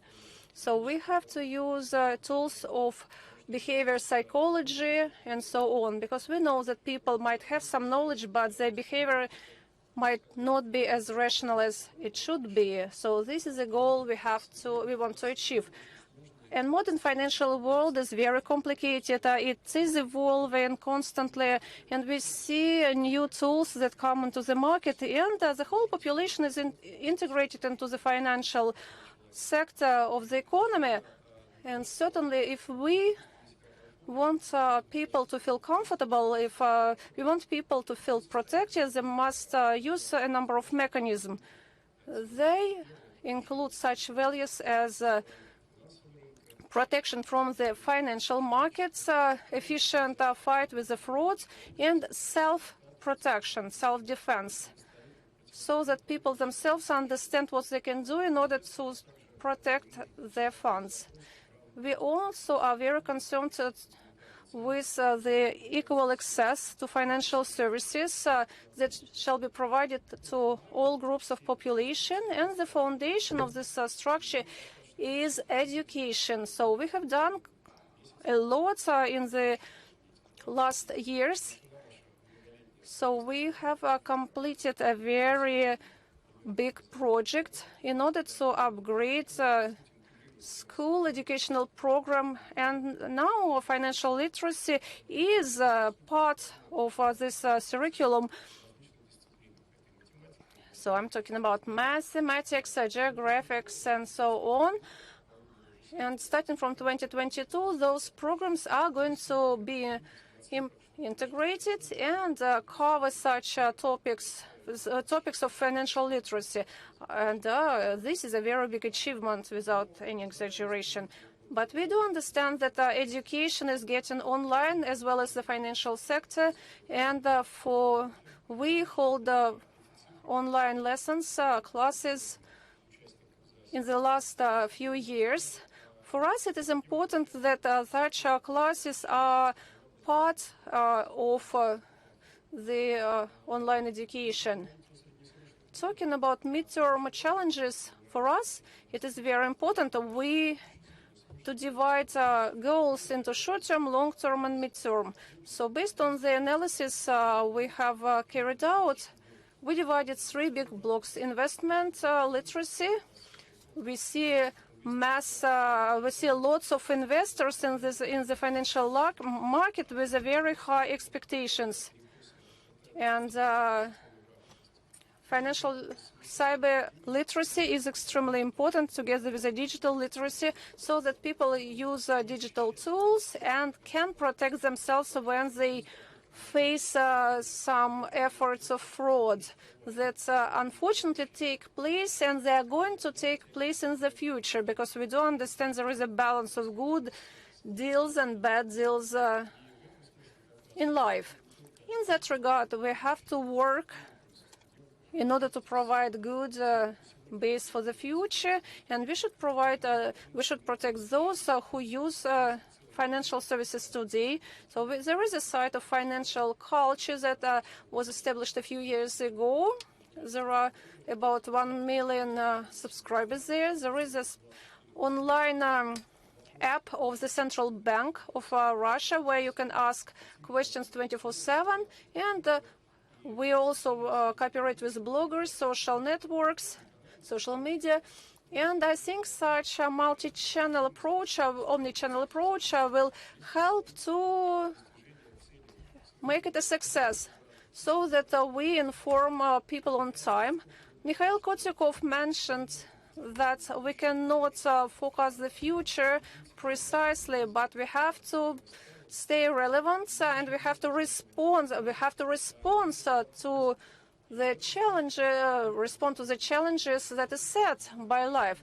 And I would say that we won't be able to predict the future for 10-year time, but we can at least shape the future that we would like to have. And we should be ready that changes in the environment will make us adjust to those changes. But staying efficient is what we have to take in mind. If there are no any changes in mainstream, we will see that interim interfaces will be part of our life. People communicate more and more with bots, with automated programs, and certainly customers are not as protected as previously, because people can make some behavioral mistakes, and artificial intelligence help us to protect people from instant solutions. Therefore, mainstream and artificial intelligence, use of customized services, use of mechanisms of quality control are the global challenges that have to be addressed. And the future will show us what other challenges we will have to face in future. Well, thank you very much, Mikhail. We do understand that challenges and problems have to be addressed by the marketplace. What about research of what conclusions do we have to operate? So, how financial services are consumed by the Russian consumers? Well, hello, dear colleagues. Thank you very much for the invitation. So what is ANO Dialogue? We are a federal operator of the feedback from the Russia's population. So we monitor what Russian citizens write in order to inform Russian authorities of things that's going on. So previously, ANO Dialogue focused on sociology and measured perspective of Russian people to financial literacy. So financial literacy is at the heart of our attention, and it is one of the most important things, because traditionally the number of reclaims or complaints on the internet are such topics as education, roads, some infrastructural issues. As for financial fraud, such complaints were not numerous before, but with the growth of cyber frauds, the number of such claims went up. And as for internet sociology, we should understand that this sociology takes place on the internet, and on the internet, people are either more pessimistic or more optimistic. So we should take that into account. Therefore, the figures I'm going to share with you might not be very accurate, but the share of socially favorable answers might be a bit higher than it really is. So Mikhail mentioned that financial literacy includes internet literacy. We quite agree with that. to see the difference between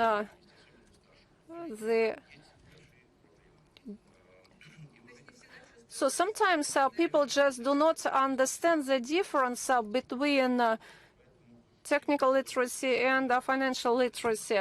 So overall, I would say that the level of literacy has to be improved. So what did we find out with our research? We have 42 customers that estimate their level of literacy, financial literacy, as quite high. So I think people are being very optimistic. 30 people say their level of financial literacy is somewhere in the middle. So they believe there is something I might not know, and the rest say that the level of knowledge is quite low, and they have to upgrade their knowledge. So Russian people are quite optimistic, and this is why cyber fraud is so popular.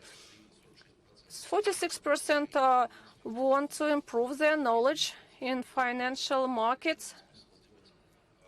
Sorry, I don't have a presentation to show you the numbers on screen, but on the portal, on our financial portal, you actually can find those figures, so it's no problem. Those who are more interested can find them. So no problems. Do not, Alexei, do not worry. People will get them. So I won't share with you all the figures if you can find them on the portal. So the most important thing is as follows. 5 top topics are ways to get social security payments. That's what people are looking for on the internet. Protection from fraud dealers, indexation of pensions, and 13% think how to save up money. So we see that it's quite a low number.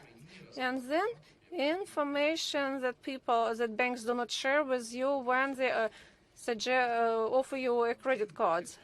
For those who are in promotion of some knowledge, ask themselves what shall be done in order to improve the knowledge. Long reads, for example, articles that give you thorough information on the topics you are looking for, or educational video. It's a very easy pattern in a search engine. You can ask a question and get a video in return. Then expert comments, expert videos, speaking heads as we call them, and infographics. But that is attracted to only 6% of people in all social medias like Instagram, Facebook, and so on. They are all been involved. That figure was very impressive for me because it went up dramatically. 93% of people pay on the internet various goods and services, and that probably what we achieved in the last year. Certainly, this the research, the results of which I'm sharing with you today, was made in 2020, last year, but we are going to hold it annually in order to have more precise figures. The most interesting thing is what changes have taken place. Well, at the same time, as you see, almost 100% of customers pay for their services online, services or goods online. And if you have no financial literacy, you are at the risk zone. Sociologists are divided among certain groups of people. In each questionnaire, there were a number of questions, and by the time you answer the 20th question, you are not really focused on. So we try to calculate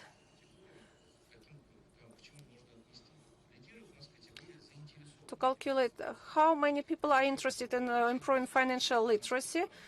So they estimate the knowledge of financial knowledge quite well, but they want to improve it.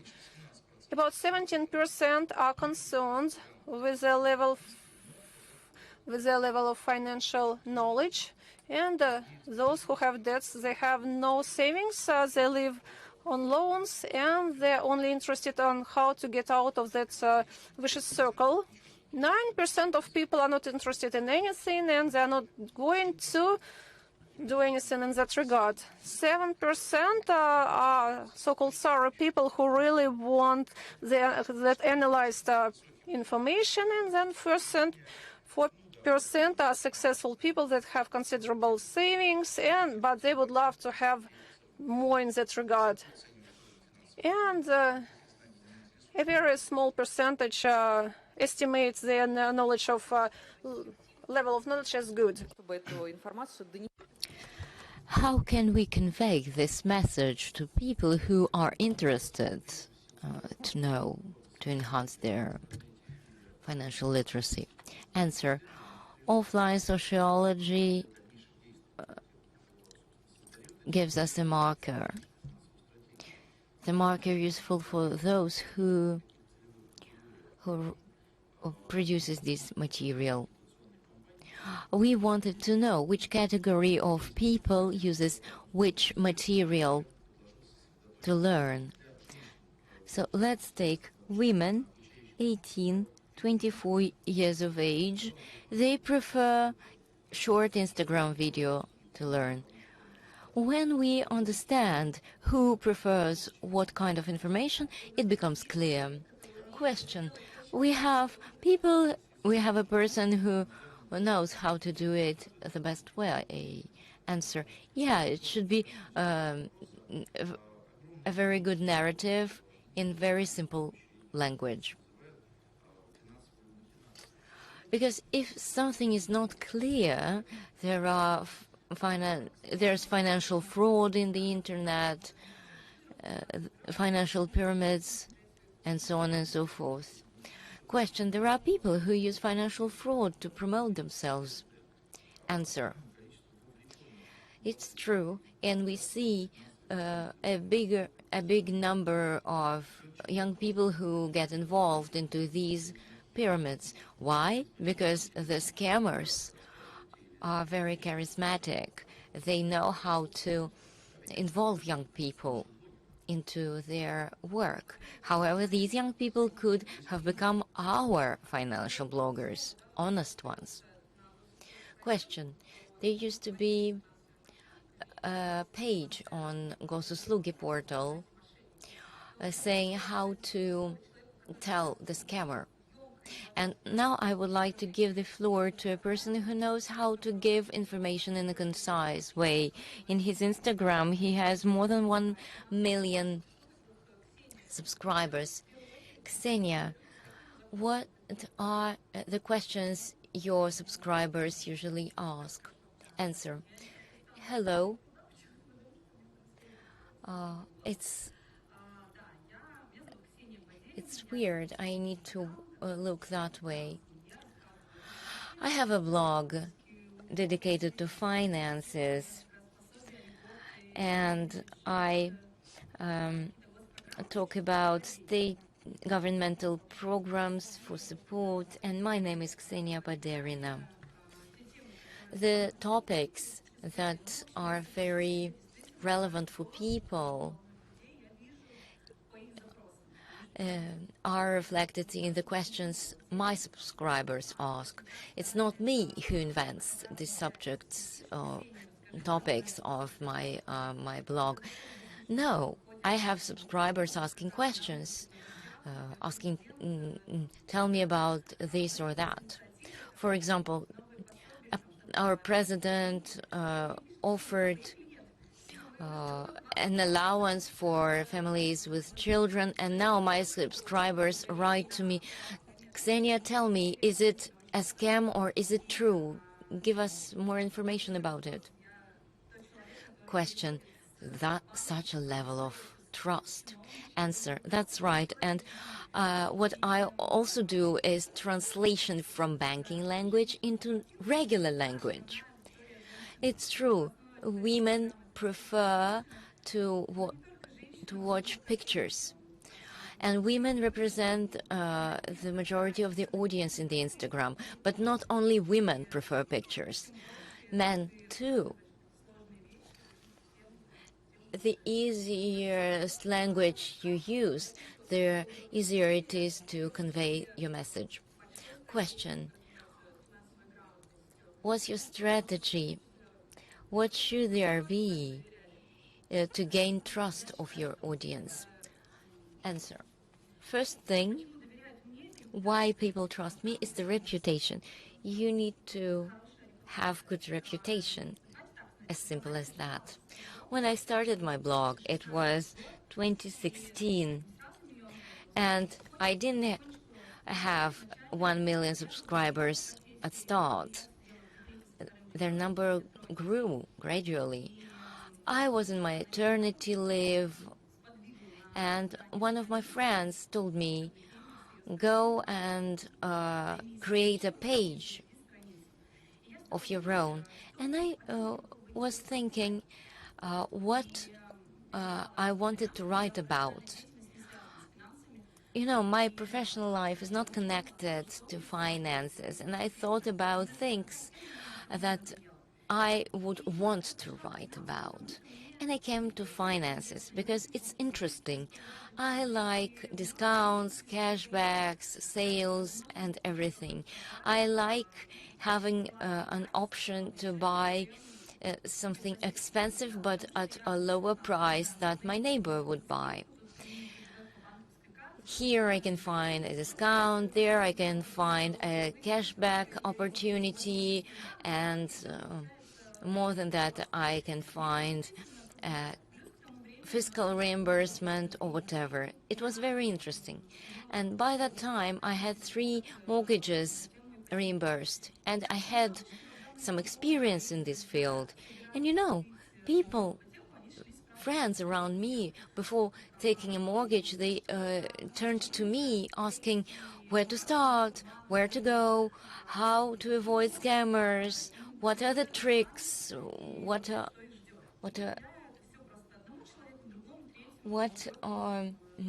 the difficulties, and so on and so forth. And I told to my friends what I knew.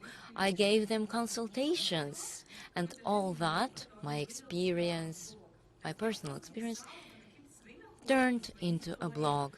I wrote there what I knew, what I found out, my stories. And then I asked my friend, how would I know what to write about? And she told me, write different things, and then you will see feedback from your audience, and you will know what to write about. People will react to your posts. And it was true. People asked me questions, shared their experience, asked how to avoid trips, and so on and so forth. Traps. And I understood that my blog was our common fruit. This blog accumulates experience of thousands of people. Question is like user experience. Answer: yes, that's right. For example, a person wants to take mortgage loan in a bank. And to know what to expect, this person would need to go to this bank, go to a forum, read a lot of articles and opinions, and this will take time and effort. But I have read many stories by my subscribers. I have my own experience, and I can share this common experience and help others. I have many bank workers among my subscribers, and probably they are not interested in my blog. They know it all already. However, those bank workers know their particular field of work, but they don't know what happens in other departments, in other banks. You know your field of work, and the blog is a place where people share their experience from different banks, from different departments, with different clients, so the blog is a common platform of experience. Question: thank you for your experience. So I understand that reputation is the must. Answer: yes, that's true, and it's very important to be useful. Question: I would like to discuss what Ksenia has said. Let's turn to statistics. Guzelia Maeva will share her experience. She will tell us what these figures mean about financial literacy. Thank you for this opportunity. Good afternoon to everyone. I represent NAFI, a Research and Development Center in the field of financial behavior of people. I would like to focus on digital financial literacy. We have mentioned that already. I will share with you our results. The year 2020 was a catalyzer of digital services development. 65% of population use digital banking in a very active way. This percentage grows even further, and people use their smartphone as a digital wallet where everything is accumulated. State services are more available now, and there are opportunities for scammers as well. Every second Russian faced fraud. I think you all have got these phone calls from scammers, and many people lost their money due to these frauds. Electronic commerce is one of biggest sectors of trade, and the issue is cyber awareness. However, only 1 out of 3 Russians know that it is me and not everybody else who am responsible for my finances. The other people think that that the state and the government are responsible for their personal finances. We often face that people say the following: young people grew up during the internet epoch. That's true, but it doesn't mean financial literacy. So let's focus on the digital financial literacy. I'll tell you, as a researcher, we understand what financial literacy is. We know how to measure it. We have methodology to measure it. We know what it means, what digital literacy means. You can go to the website Digital Citizen, and you can test your digital literacy as a whole, and you can get recommendations what to learn. However, digital financial literacy globally is discussed in the field of personalization. We need to personalize this aspect. This is how we will be able to measure it and to develop it.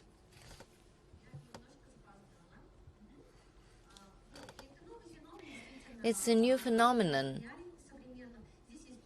in modern life. So here is the QR code. Digital literacy is more advanced than financial literacy. You can see the numbers, the figures, and we try to measure the digital financial literacy.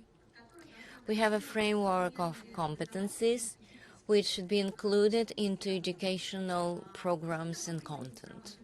What are the indices of digital financial literacy? Knowledge of financial services, digital ones, use of applications to plan the budget,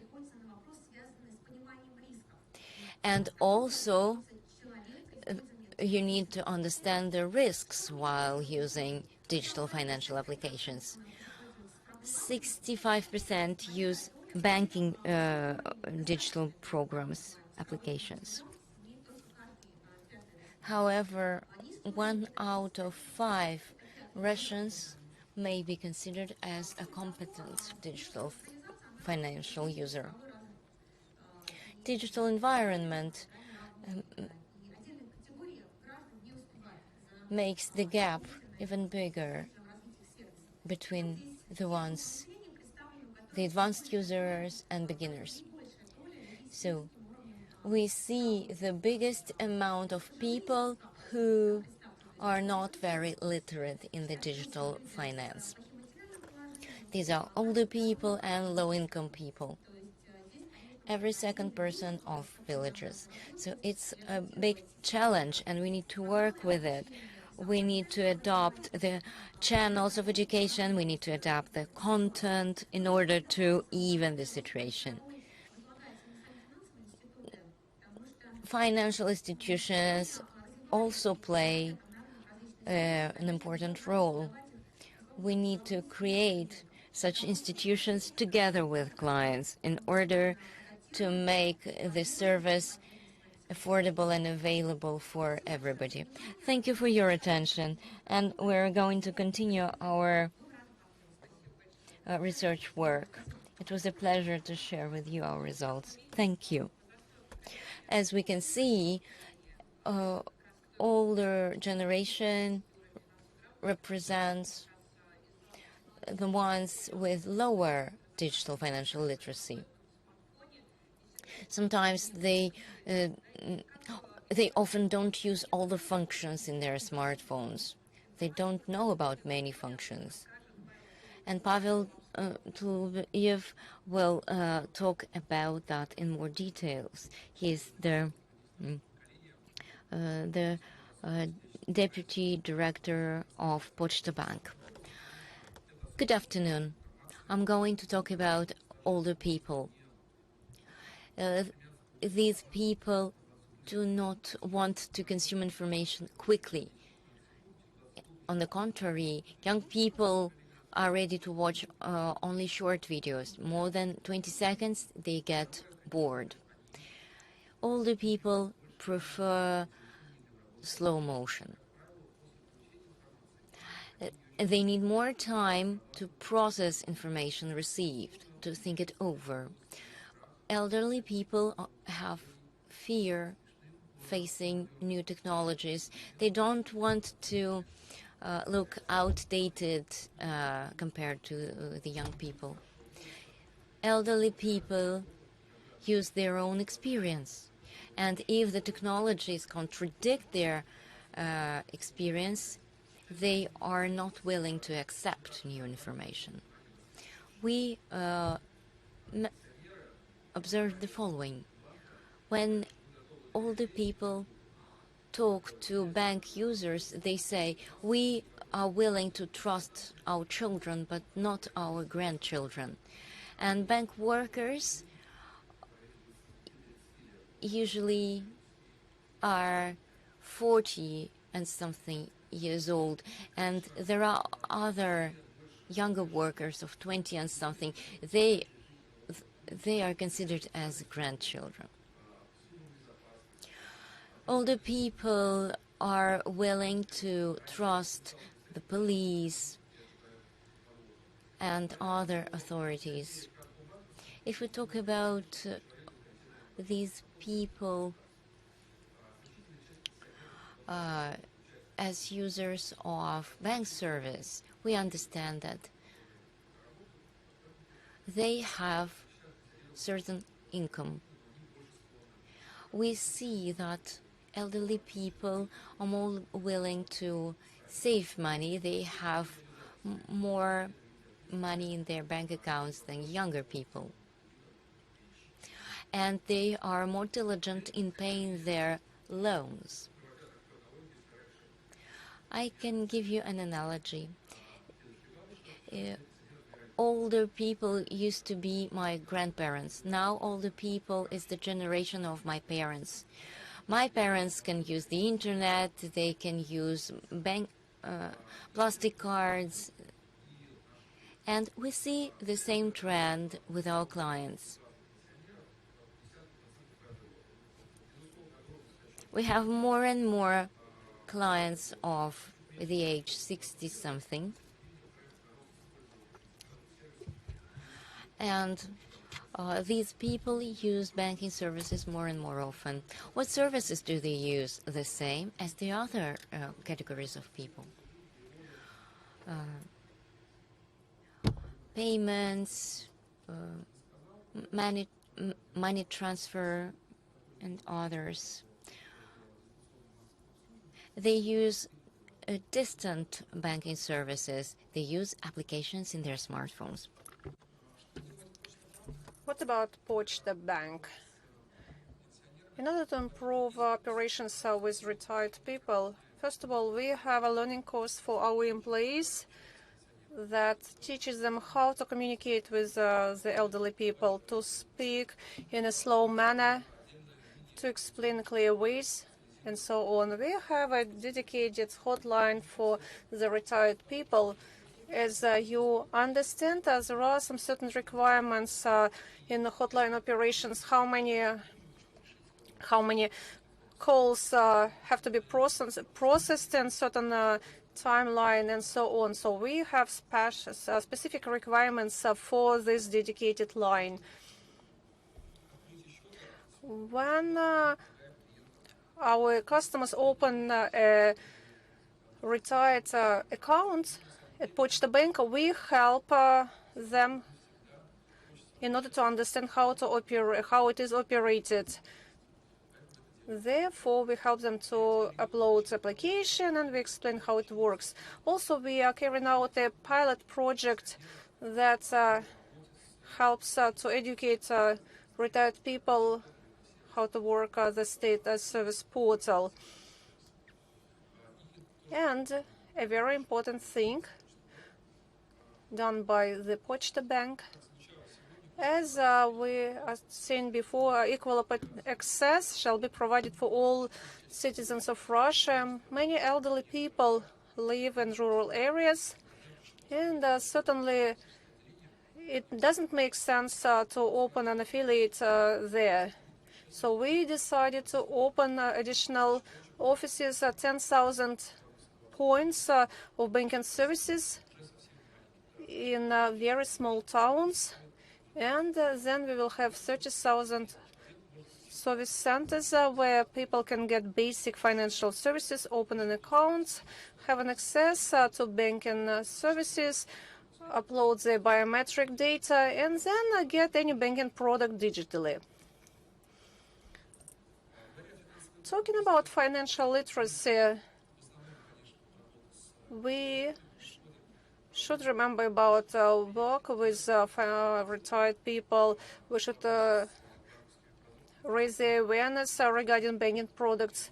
And today, as of today, we have carried out more than 7,000 offline classes for the retired people. For them, it is very important to have such offline communication, as it helps to have a better knowledge absorption.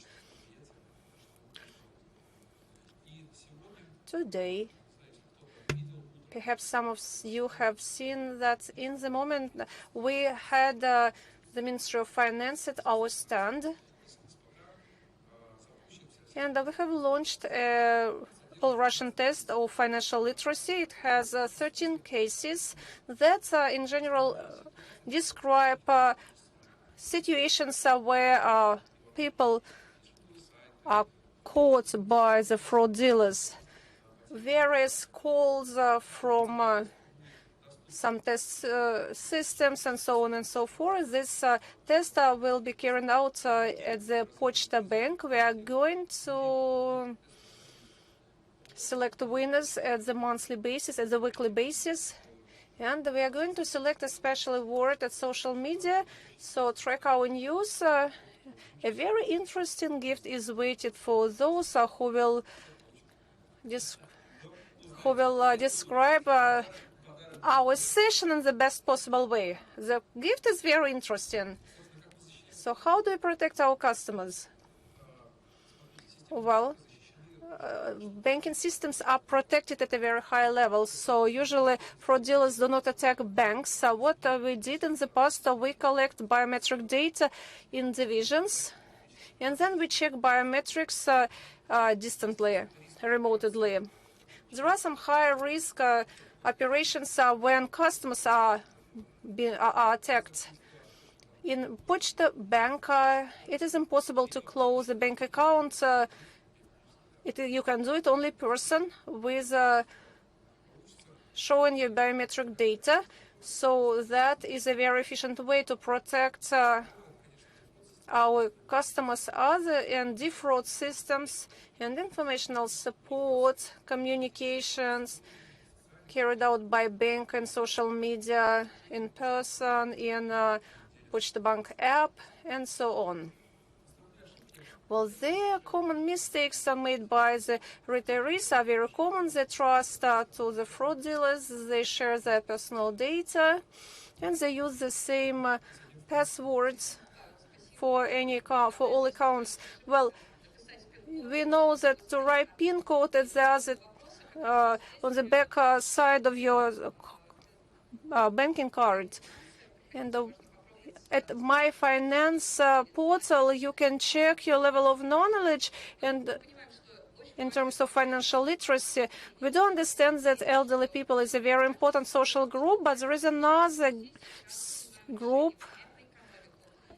We take decisions every day. We influence our economy. We earn money and spend money. So how to get through to people that work and they absorb information, consume information in a different ways. So I would like to give the floor to Evgeny Sinderov so that he shares the results of our joint project with you. Well, Pavel, I'm very intrigued by the prize, by the gift you are offering. Well, I will tell you a bit later, okay? The prize is, the gift is outstanding, just you have to trust me. Is it an automobile or what? I will tell you later. Well, we love cars. We love cars. That's for sure. Well, let me tell you about the course of financial literacy for our drivers partners that we launched this spring together with experts from the Ministry of Finance. That course was prepared together with the Center of Financial Literacy of the Ministry of Finance, and I would like to express gratitude to our colleagues from the Ministry of Finance. What can you learn at that course? First of all, how to plan your expenditure, how to choose an insurance, how to take a loan, how to choose a bank or a banking card, and how to learn taxation, specifics of taxation program. Another focus is on how to use your money, what financial tool to use, and so on. The course lasts 2 weeks, 2 days every day, so it's certainly held online. So there is some text information, there are some videos at each topic, and then upon completion, a questionnaire has to be filled. We believe it's a very efficient tool, a very engaging, and it really helps to get a good level of knowledge. The course attracted lots of attention among taxi drivers. We can say it's a very big community that exists online and offline. There is a Telegram channel, there are some groups in social media, and they discuss lots of questions. There are even some international events that's going on. So that's certainly a very interesting story. And we can say that we actually have very positive feedback so far. As of the 1st of September, we'll have launched 5 out of 7 planned lectures, and 20% of our partners, taxi drivers that are in Yandex taxi system, at least watched 1 lecture. 10,000 drivers have seen all 5 lectures available, and an average grade, they got 6.7 out of 7 grades. Well, dwelling on this subject, I would like to say a few words about social security, a new digital platform for employment. We believe the future will be linked to financial literacy and insurances due to the digitalization. There are lots of new industries, new platforms, new business models, and as a result, we see new ways of employment. Self-employed people account for a very big number of economy of digital platforms in Yandex. At Yandex, we have more than 500 self-employed people linked to this platform, registered at the program where they get orders for taxi trips and Yandex Food, Yandex Market, and other services have a very high demand. As for Yandex Food and Yandex Market, more than 80% of those who cooperate with us are self-employed. And at Yandex, we believe the new support programs for self-employed are quite unique, and we launched an extended insurance program for self-employed partners that can involve a payment of 2 million rubles in terms of in case of an accident, and we also provide free of charge law advice. We believe that a better insurance literacy is a very important tool that help to create new advantages. We value that the Ministry of Labor is ready to cooperate in that regard in order to come up with new digital decisions. Thank you. Well, thank you very much, Evgeny. Mikhail, what about you? What is your point of view on this experience, and what shall be done to improve such digital courses? Well, I was pleased with those figures and that solutions that digital platforms offer today. I have a question to Yandex.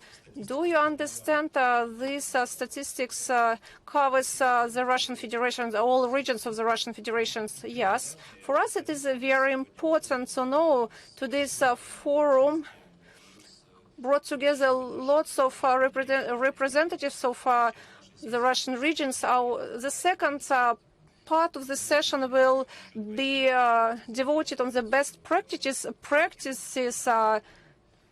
developed at the regional level, and a very high coverage and very high penetration via digital platforms are seen.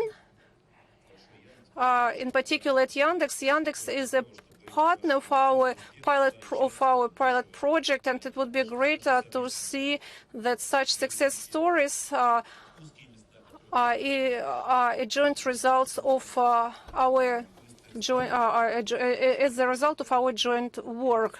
So please share your experience. Let's act together,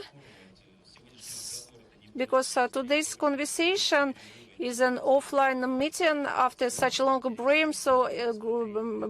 So it's great to regard opportunities that lay ahead and to promote such tools in order to improve the results. So such educational programs could be more profound and more superficial. It doesn't really matter. The most important is that we move forward. For us, it is very important to stay proactive, because we are all going to be co-authors of this project, and as a right correct representation, proper representation of the programs is extremely important, because that's what attracts people's attention. Did you see the tracks of self-esteem? So such trackers can be used as a way to provide certain materials. Yes, I'm pretty sure that is going to work out. And Ksenia mentioned a very important thing. We have good partners, bloggers, but some of them take advantage of illiteracy of Russian people trying to make money in a very dishonest way. So for us, it's very important to divide high-quality content from fake content. This is why we established a United Portal. It's an official resource that shall be promoted, and we need feedback of how efficient it is. We want to use opportunities of our partners, and therefore I believe we touched very important topics. Thank you very much for sharing your cases. I do understand for both Yandex, Pochta Bank, and so on. These are not just sponsor contracts, but this is a start of a new labor relationship, and therefore thank you very much for your efforts. A few comments from my side. I absolutely agree with Mikhail Kotsikov. Dear colleagues, we should understand that within 10 years we entered a new reality. A digital reality is being shaped today, and internet today plays a very important role, and it influences people's behavior. It's a very different way of communication that is very typical for digital reality.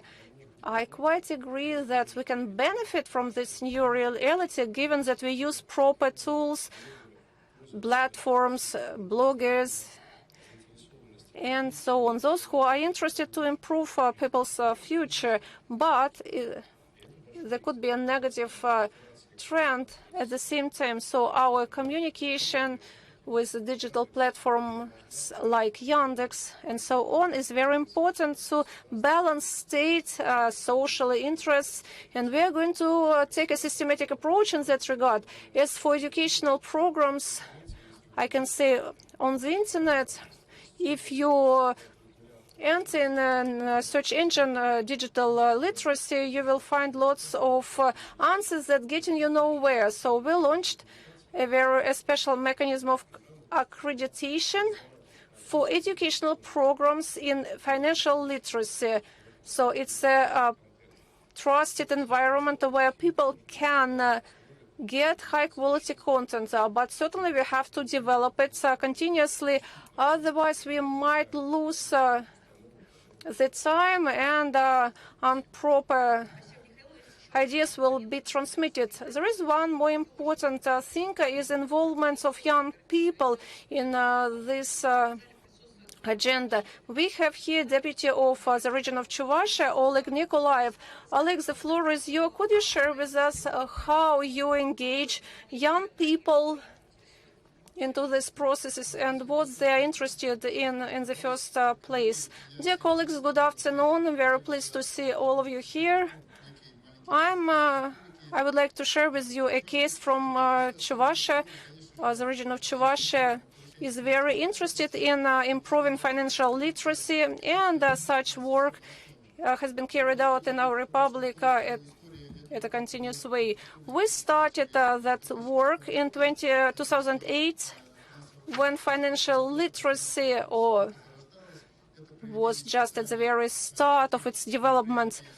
So we held a number of events in order to promote electronic payments. We did a game of financial football. We organized a game of financial football. And we involved participation of educational centers at each level, school, universities, and so on. Last year, we came up with an initiative and signed an agreement between the Republic, Ministry of Finance, Central Bank of Russia, and Association of the Bank of... In parallel, we work on a program to promote financial literacy in the framework of a state program. And it was necessary to provide financing and system approach to this work. This number of measures allowed us shortly, within 1 year, to promote events, promote activities in the field of financial literacy. What we achieved. In this work, there were many experts involved from the Ministry of Finances and others. Good contribution was made by the organizations in the Chuvash Republic. Thanks to that, I'll tell you several figures. I'll give you several figures. 85% of school children, and it is 120,000 of school children were involved in such activities. Many young people from universities as well. This year, we organized different activities such as connoisseurs of stock market, like a competition.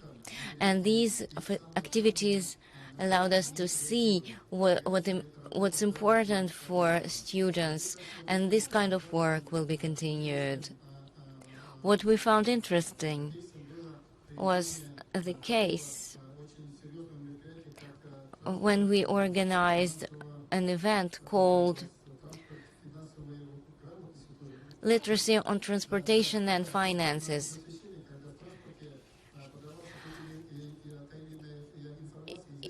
For example, in the public transport, there was some kind of information provided, so we need to prepare such content. We started to provide these events, to organize such events, as well as other regular events. There is an event which is called Moy Gorod, My City,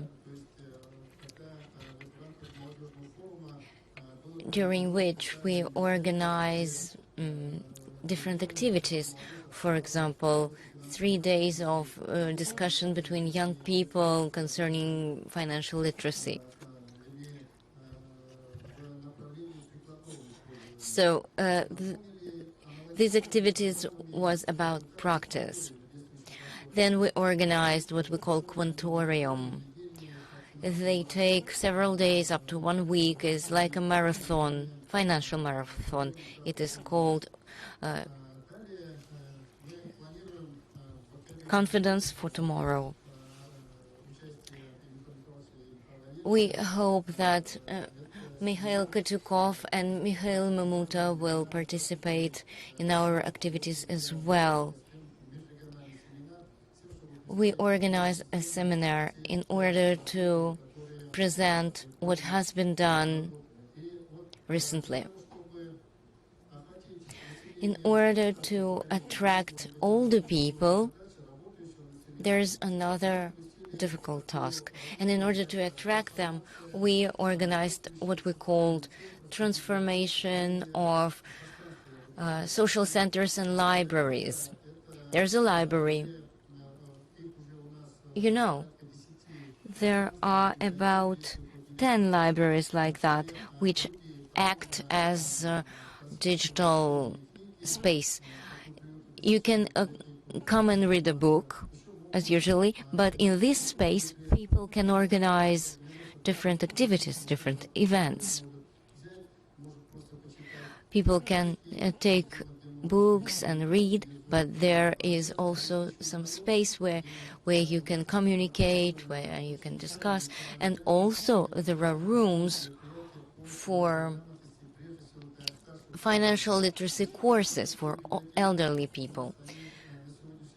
Such libraries are transformed into such information spaces all around our republic. And this education, financial literacy courses, are very affordable. What is more, there's another place for education, such as social center. We have transformed 5 social centers. We transformed them into educational centers. In these centers, elderly people can come and do different activities, and among the activities we organize, there are lectures on financial literacy. And as a result, I can give you several figures. Last year, our team of elderly Chuvash people, they participated in a competition in digital financial literacy, and they took the first place.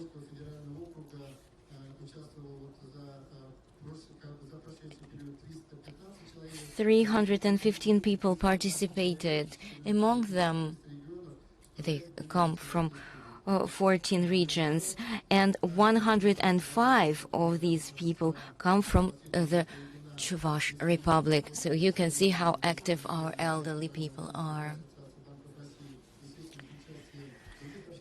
Different banks participated in these programs as well. And to conclude, I'll tell you that I would like to express some proposals. We consider it reasonable to reconsider the method of analytics. We saw some results of research. Some of them are used to estimate the level of financial literacy of our population. It is clear that these parameters of estimation are different, and I think we need to work more on methodology to elaborate a common approach, which would allow us to evaluate in an even way our population and to understand the situation. This will allow us to move further in a confident way. What is more, active involvement in the field of financial literacy enhancement of non-profit organizations. They work actively already, but today they are separated from the state's support. However, Mr. Mishustin today mentioned this initiative, and I reiterate it. Third proposal of mine is that the Internet is mentioned regularly. What about the Internet? There are channels which people trust, and you know, these resources which are trusted, they are websites. If we go to a website, we will find that the information may be chaotic. It may be expressed in incomprehensible language, official language. So, central bank website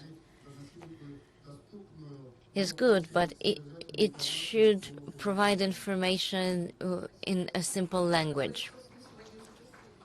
Thank you very much. Such a resource, such a portal we have launched today. Question. Your experience is impressive. You were among the first regions in this field. So thank you for your proposals, and we are ready to discuss them. We assume everything you say. We would like to come and talk to the people in person. What about the methodology? We will talk about it in the second part of our session. For today, we included the order issued by the Ministry of the Finances. This order includes two parameters: how to promote financial literacy. It's just a phrase, but we need to elaborate content to implement this methodology. Of course, there are different kinds of evaluation. How do we assess a person whether he is financially literate or illiterate? So you're right. We need to elaborate strict parameters. Thank you for your remarks. I am also grateful for these remarks. It's very important and interesting how it works in the regions. I have things to add. You cooperate with the Ministry of Finances, your interaction is of a very high level, and I have to say that the majority of events organized are carried out together with the Ministry of Finances. This is a common event, and in this format we can reveal the strong and weak points. And I want to point out that independent research is still needed. We may reveal useful points which will improve our state's policy. Thank you again for your work. I have a brief remark to make.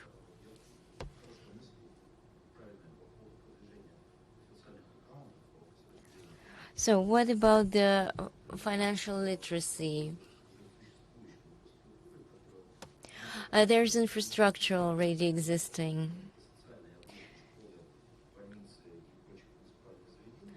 Hospitals and other municipal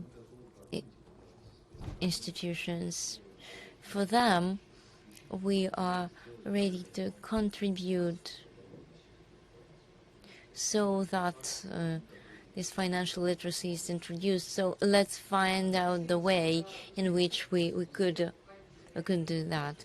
Thank you very much for this discussion. In a couple of minutes, we will start our second half of our discussion, which will be dedicated about financial literacy implementation in the region. Thank you.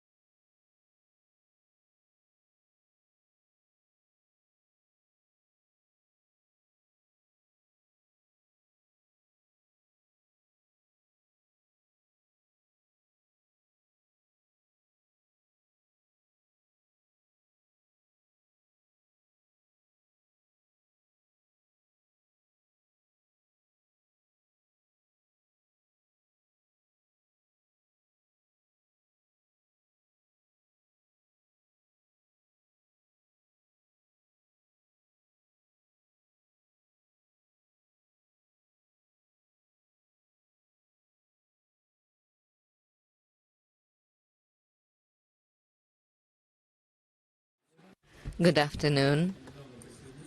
I have just joined this marathon, and I suppose, looking at you, that you are already tired, so we need to do something not to disappoint you.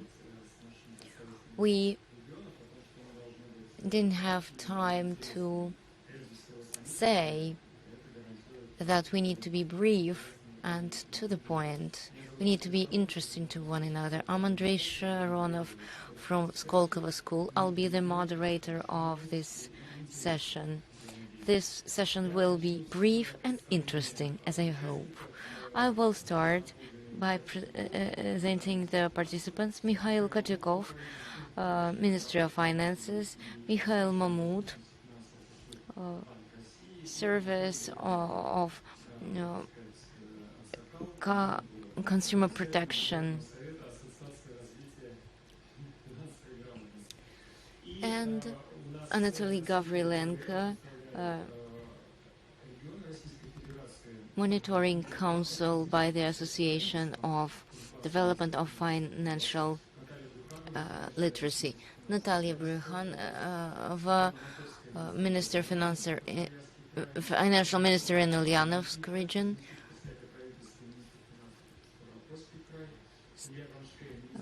Ilya Bronstein, Moscow region. Mikhail Sergeychik, Ministry of Finances in the Tomsk region. I'll remind you that the key word today is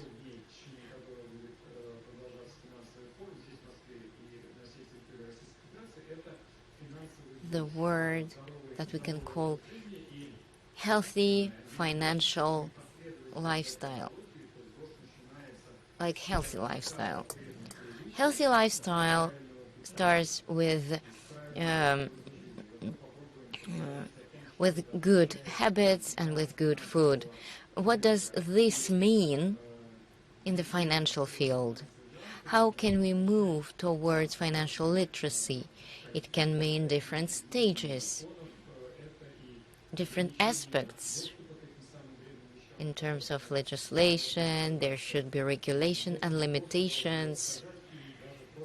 We need to simply give an example which will change the motivation and then the behavior. We will start by a questionnaire. I ask you to participate in this questionnaire. Representatives of the regions will talk about peculiarities in their regions as far as financial literacy is concerned. And then we will turn to the speakers on the podium of the panel discussion. Take your smartphones. We have 6 options. Choose 3 options. The question is about key challenges by the end 2030 in the field of financial literacy.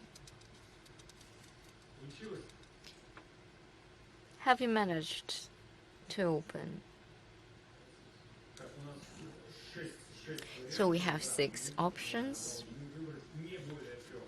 and you can choose 1, 2, and maximum 3.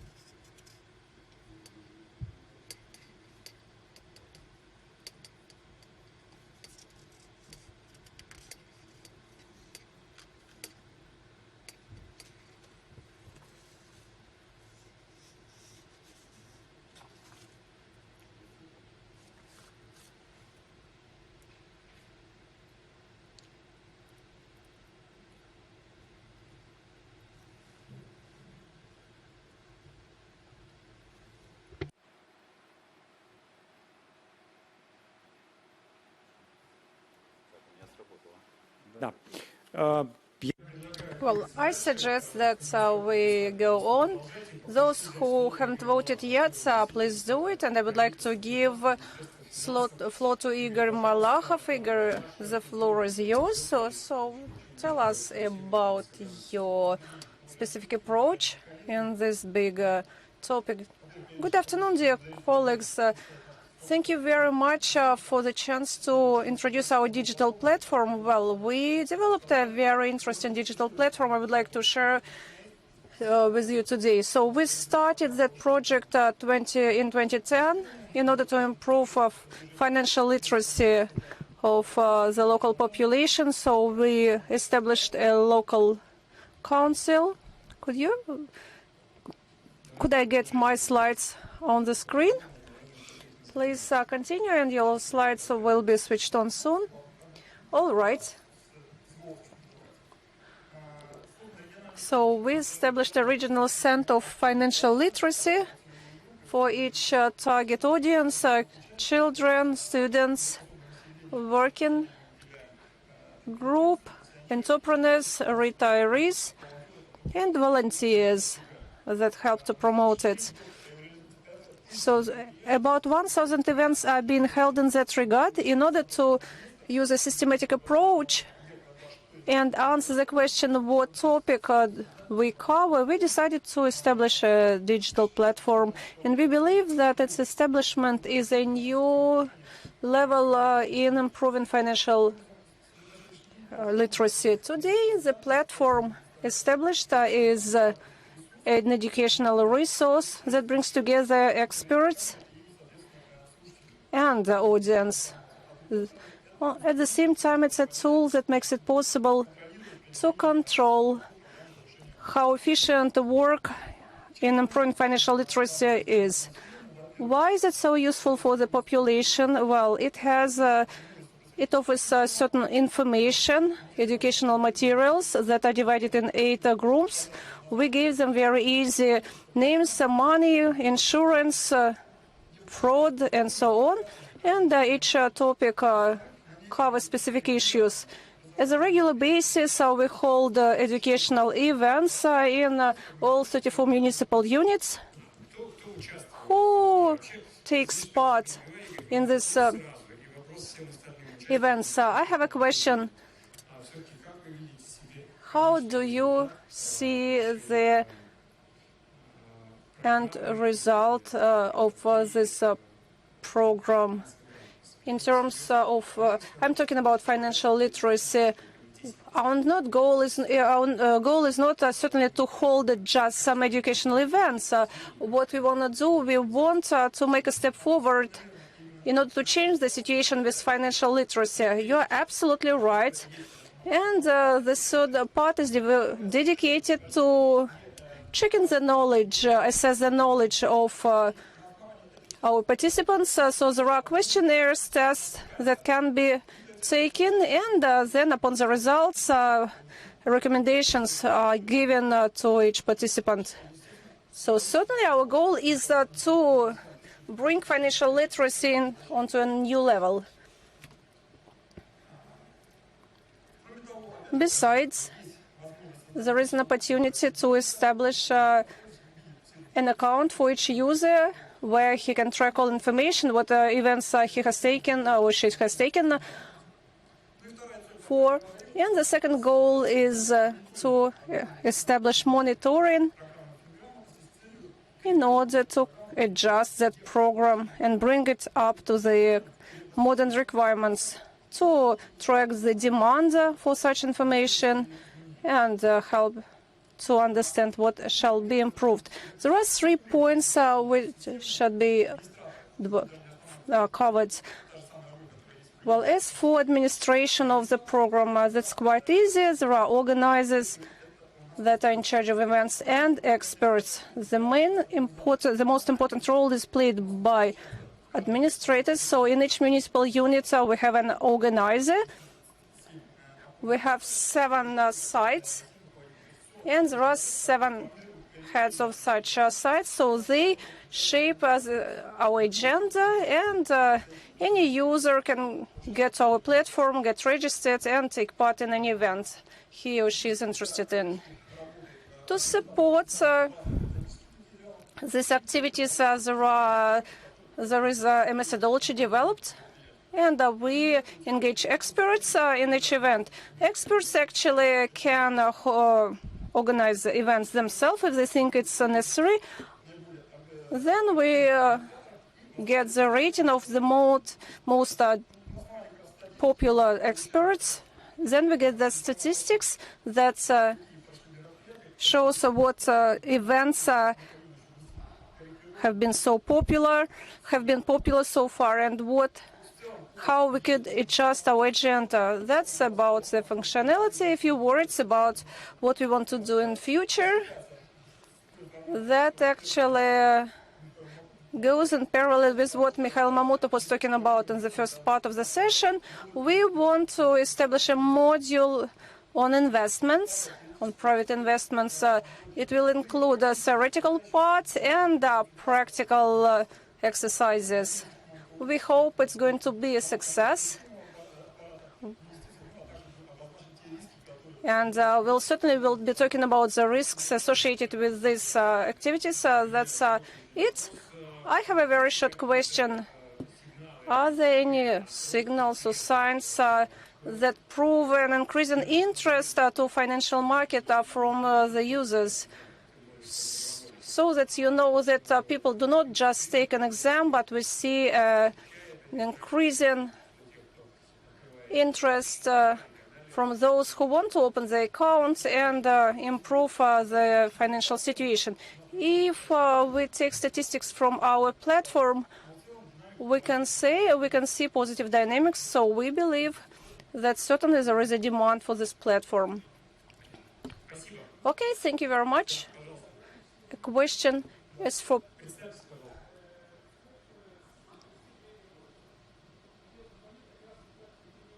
I have a question regarding how it operates. So, for example, you have a participant who took exam and who gets some recommendation regarding what courses he or she might need. Well, and what happens next? Well, actually, we have analytics how many times a certain test has been taken by a certain participant, but as for the next step of the practical use of the knowledge, we don't have much information so far.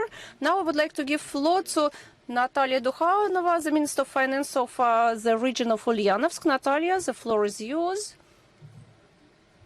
Well, good afternoon, dear colleagues. Thank you very much for the invitation. I'm very pleased to be here to take part in this session. I would like, and I will tell you about our experience in improving financial literacy. When we started the project, we understood that the level of knowledge was not satisfactory. There was a lack of financial content, educational programs in the region. We understood that there was a lack of efficient collaboration between municipal authorities and regional authorities, various non-commercial organizations. And in that regard, the Ministry of Finance decided to act as a coordinator in order to align such cooperation. We established a Center of Financial Literacy and Taxation Culture that, in fact, is a project office. And in January, we rolled out a program of a marathon of financial literacy that is going to be held within 1 year. So at a monthly basis, we hold events that cover all target groups. The first day, the first event was dedicated to kids. Second event is about school kids, and the target audience is quite different, as you understand. Do you hold it online or offline? Both. We use both approaches, and we work together with the Ministry of Education, and it is very efficient. The third day covers the adult audience. So why do we call our center financial literacy and taxation culture? Because we do not focus only on the financial literacy, but we also would like to promote some tax reliefs that exist within the legislation. So we work in order to make the business to bring the business into the white zone.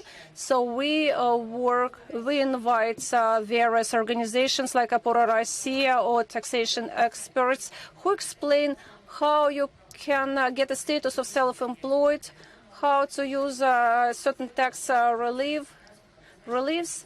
And as a Minister of Finance, we certainly want people's incomes to go up. We also work with the retirees, with the elderly people. Mostly such events are held within social service centers. That's what we do. As for cooperation between various authorities, we engaged municipal authorities, regional authorities.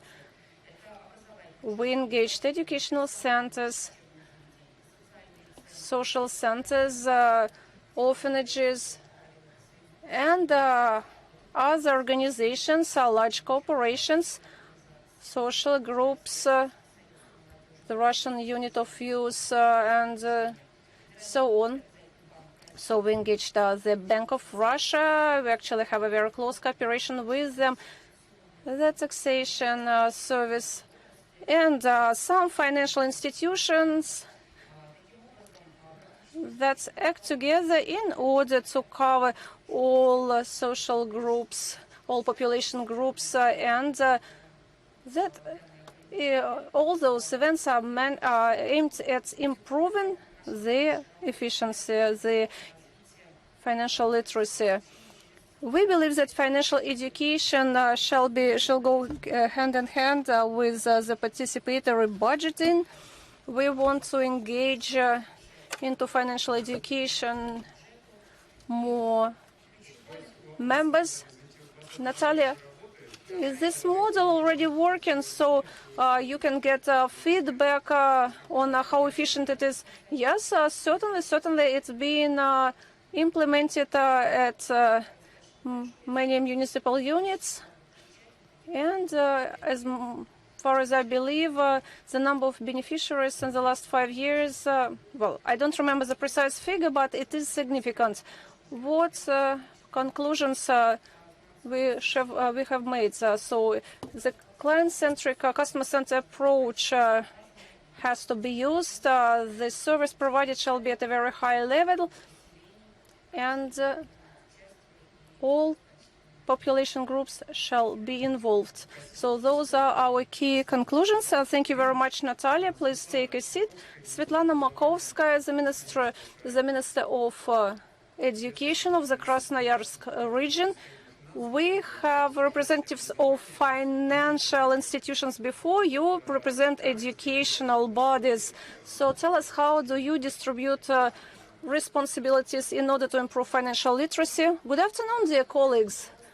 I would like to dwell on the system of qualification, of upgrading qualifications, talking about achievements of our region in terms of financial literacy.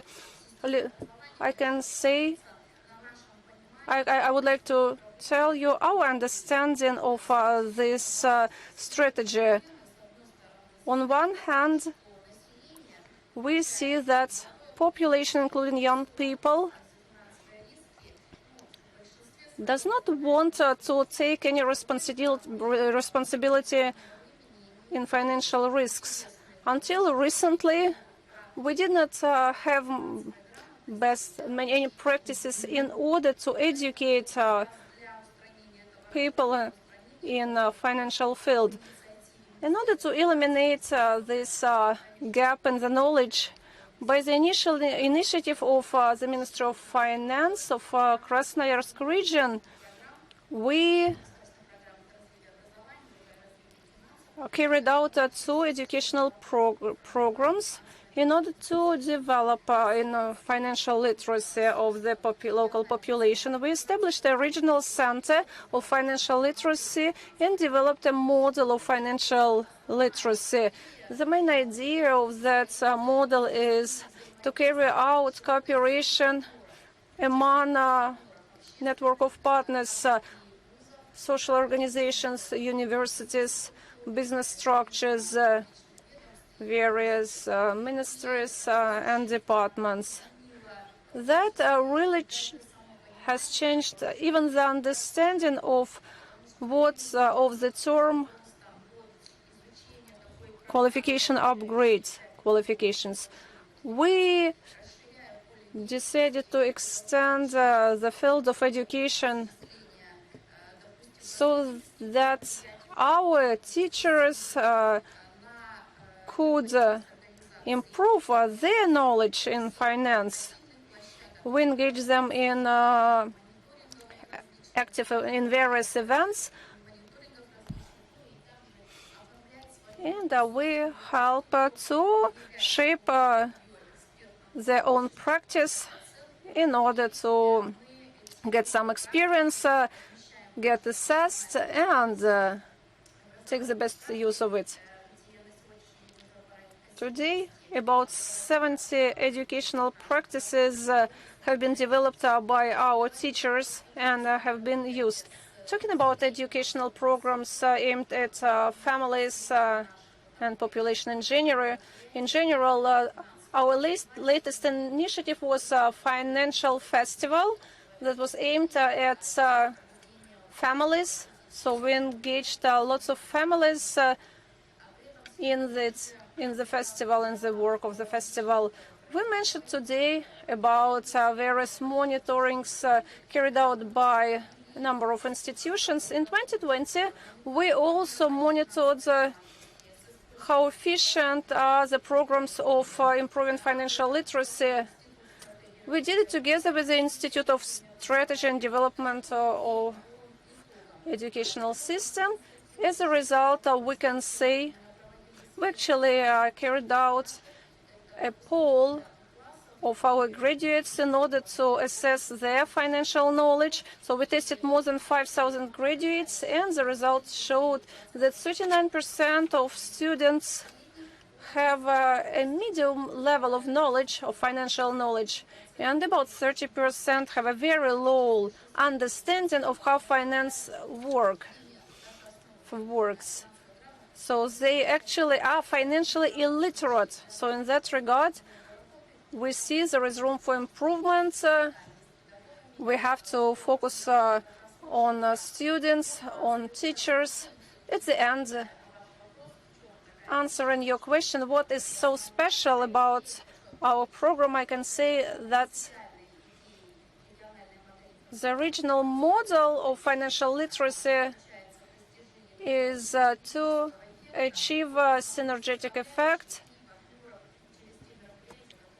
via the events that we carry out. That will make it possible to shape best practices and use them at the regional level. Well, thank you very much. I have a question. It's not rocket science to understand that when people do not see that something is useful, they're not motivated to do it. We fight for financial literacy. However, people don't understand that this is in their own interest. They don't want to learn. It's probably not interesting for them. We don't explain them in the right way that it is in their own interest, that it concerns their own welfare, wellness. Answer. The practices that we elaborate, they should be modern and interesting and involving. We try to organize their activities which are engaging and involving. If we take the material which was used 20 years ago, it will not interest children. Interjection. We are too few to fight. Once we are more numerous, we will get more success. Question. Fight against whom? Answer. No, not against. For financial literacy. Question. It's financial forum, and financial literacy is one of the key issues. We started the agenda with financial literacy, then panel discussion comprised this topic as well. Now we have only started, and we have 2 days more to work with regional practices. This day will be considered an historic day. Today we have some adopted documents. In some regions of Russia, there are some practices, some real experience already achieved and elaborated. We need to use this experience and practices. And we need to take that into account. Larisa Kalinchenko, Minister of Finances in the Stavropol region. Good afternoon, dear colleagues. My topic is different. It is called Informational Campaign in the field of financial literacy. How should it be carried out? If we take our regional experience, I'll tell you. We started with sociological research. We wanted to find out which age category lacks financial knowledge. We wanted to understand what exactly we needed to explain to school children, to grown-ups, to elderly people. And the question was the following: which is the channel of communication that you use the most often? Young people said Instagram, elderly people said printed press. Once we understood it, we combined two of those answers, and we understood that we need to inform all the people about financial fraud from printed press pages. We need to consider the age structure of the population in that particular region. 30% in our region are retired people. We took that into account as well. To find out which press to use and which material and which content to apply. We considered it important who would talk about financial literacy. Experts and their talking heads, that's one thing, but we decided to turn to journalists. And these journalists spoke not the complicated official language, but simple language. We organized some master classes in the nature, with barbecue, with funny activities. Next year we organized other seminars with more profound approach. The following year we organized a contest among journalists, printed press, internet, television, and the prizes were very attractive. So within these 3 years, we gathered a pool of journalists who write about financial literacy. And we do not pay them for that, because they are interested in it and they know the subject. First years, we paid them. We edited their articles. We wanted to check whether the message is conveyed. But today, no, we don't pay anymore. We have already a pool of journalists and we have a number of friendly mass media. What about television? We have 6 channels which are watched by the majority of our people. And we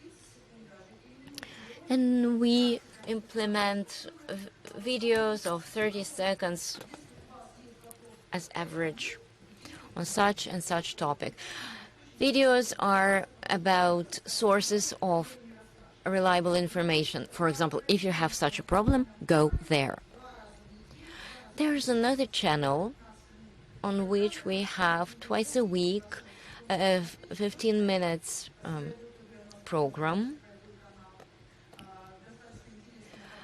And in these programs, the material is presented in a simple way.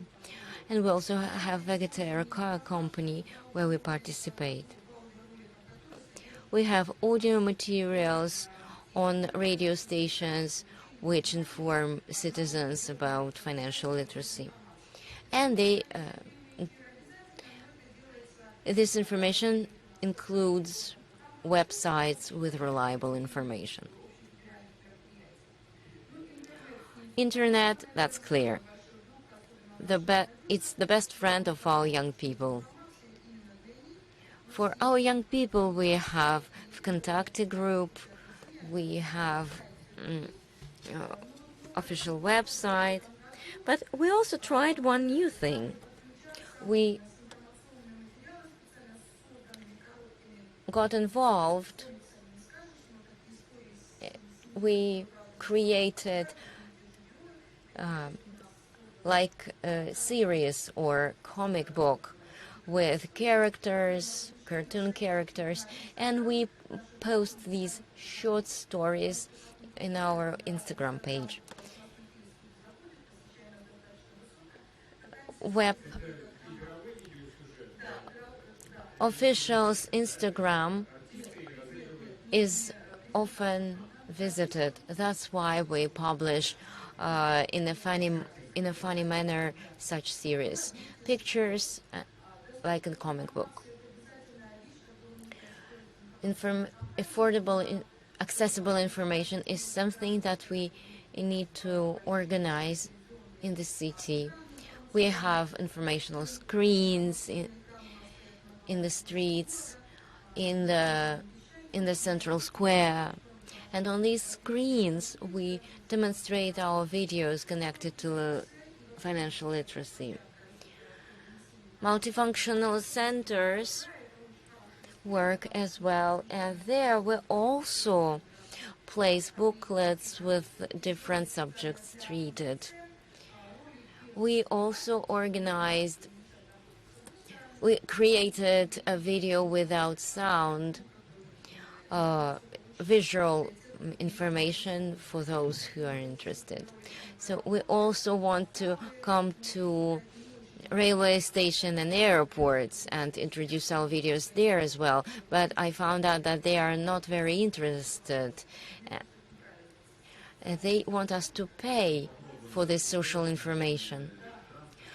Question: I'll contact RGD and other transportation facilities. I'll tell them. I hope we will get to an agreement. Answer: yeah, we have already some videos without sound.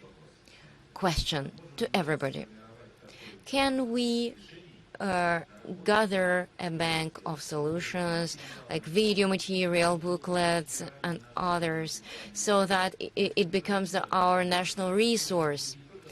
If it is RGD transportation company, let it be not only in Stavropol region, but in all regions. So let's introduce these videos in different destination trains.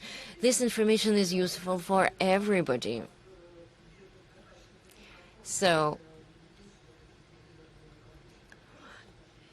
you can place these videos in other platforms where television may be included. And people may give feedback on these videos. What is the most popular video, the most read booklet, and so on and so forth. Answer: our approach is to keep this informational campaign. Our approach is creative. We communicate with journalists, and we also try to make this information in a shape which would be very user-friendly for our population. Question. Thank you for your remarks. Ilya Brunstein, I give the floor to you.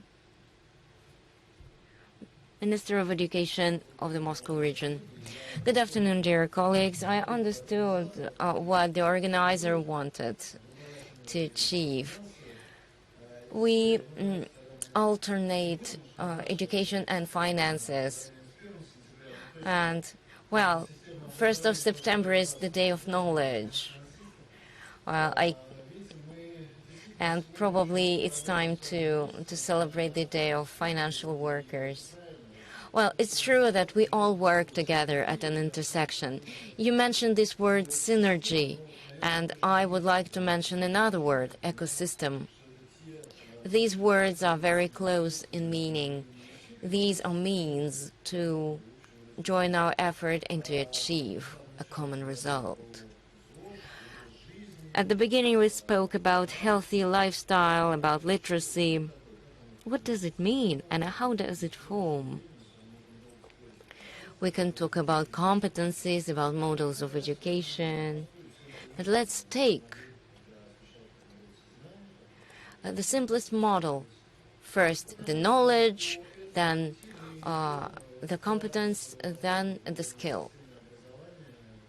This is how we build up our education, our system of education.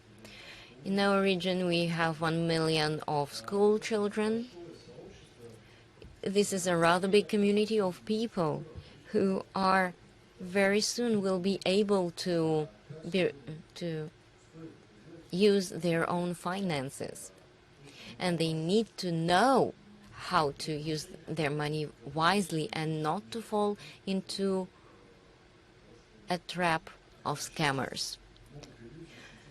Can people be protected from the scammers? How to form knowledge about financial literacy, educate and involve. Starting this year, we start a new project in 300 schools. We do not think in years from January to December. We think about school years. So many school children will be involved in these projects dedicated to financial literacy. You can read the information on the slide. I will not repeat it. So you can see our partners, the main journals and portals which help us achieve our goal. This is the project organized till the year of the school year, till the end of the school year. Now we have different contests for school children.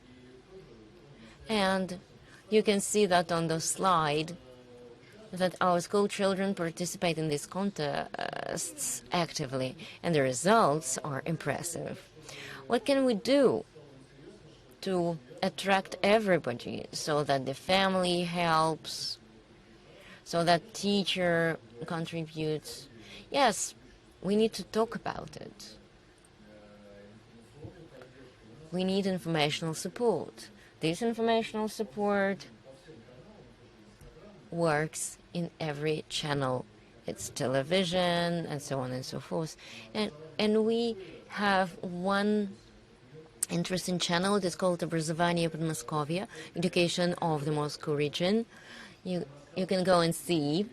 In this channel, we talk about educational programs, but not only. We also talk about necessary skills, about different cases, about measures of social support. Because this channel is read and watched by children and parents. You know, children can ask, Mommy and Daddy, we are going to receive 10,000 rubles as a social support. What are we going to do with it? So what we want to achieve is the ability to to use the system. The system is called Map of Talents of the Moscow region. It allows children from the 7th year of studies at school and on, it allows to pass the test and to get oriented in the world of jobs. What jobs are in demand, what professions are needed, and where the child can realize his or her potential. What programs of additional education there are. If a child wants to become a program developer, he knows, and he or she knows that in the city of Korolyov, he or she can find the right education. And in this portal, he will be offered other options, the faculty and other trainings on the subject he or she chose. And other case studies prepared by Coca-Cola and the non-companies for school children in order to improve their skills, which will be necessary in their future jobs. So all in all, this is what our project is about from the educational side. And I need to mention as well that we work closely with Financial Ministry, and we work with the project of participatory budgeting. We try to involve schools and other educational centers, and we hope that our projects will be implemented and our program will be a success. Thank you, Ilya, for your remarks. And now I give the floor to Mikhail from Tomsk region. Уважаемые коллеги, спасибо большое за возможность представить наш опыт Томской области. Наверное, если коротко, вот, Андрей, как вы просили, да, вот в чем заключается какая-то... Dear colleagues, let me represent the experience of the Tomsk region. What is so special about it? Well, we get a cumulative effects on financial literacy, and we issue a financial product oriented at the population. So what problems do we face and what challenges do we have to address when we want to improve financial literacy? Well, first of all, today it has been mentioned many times, there is quite a low level of investment literacy, but a very high interest from the population in the investment field. We have been issuing this product for 19 years, and we see the following trend. At first, those who approached our project, they didn't understand anything about investment, anything about finance, but step by step they improved their knowledge, and then they would enter the financial investment market, understanding what they want to achieve on the open market. So getting experience, but they got experience on our protected financial products, with our protected financial products. Then we carried out a social research, and we saw another challenge.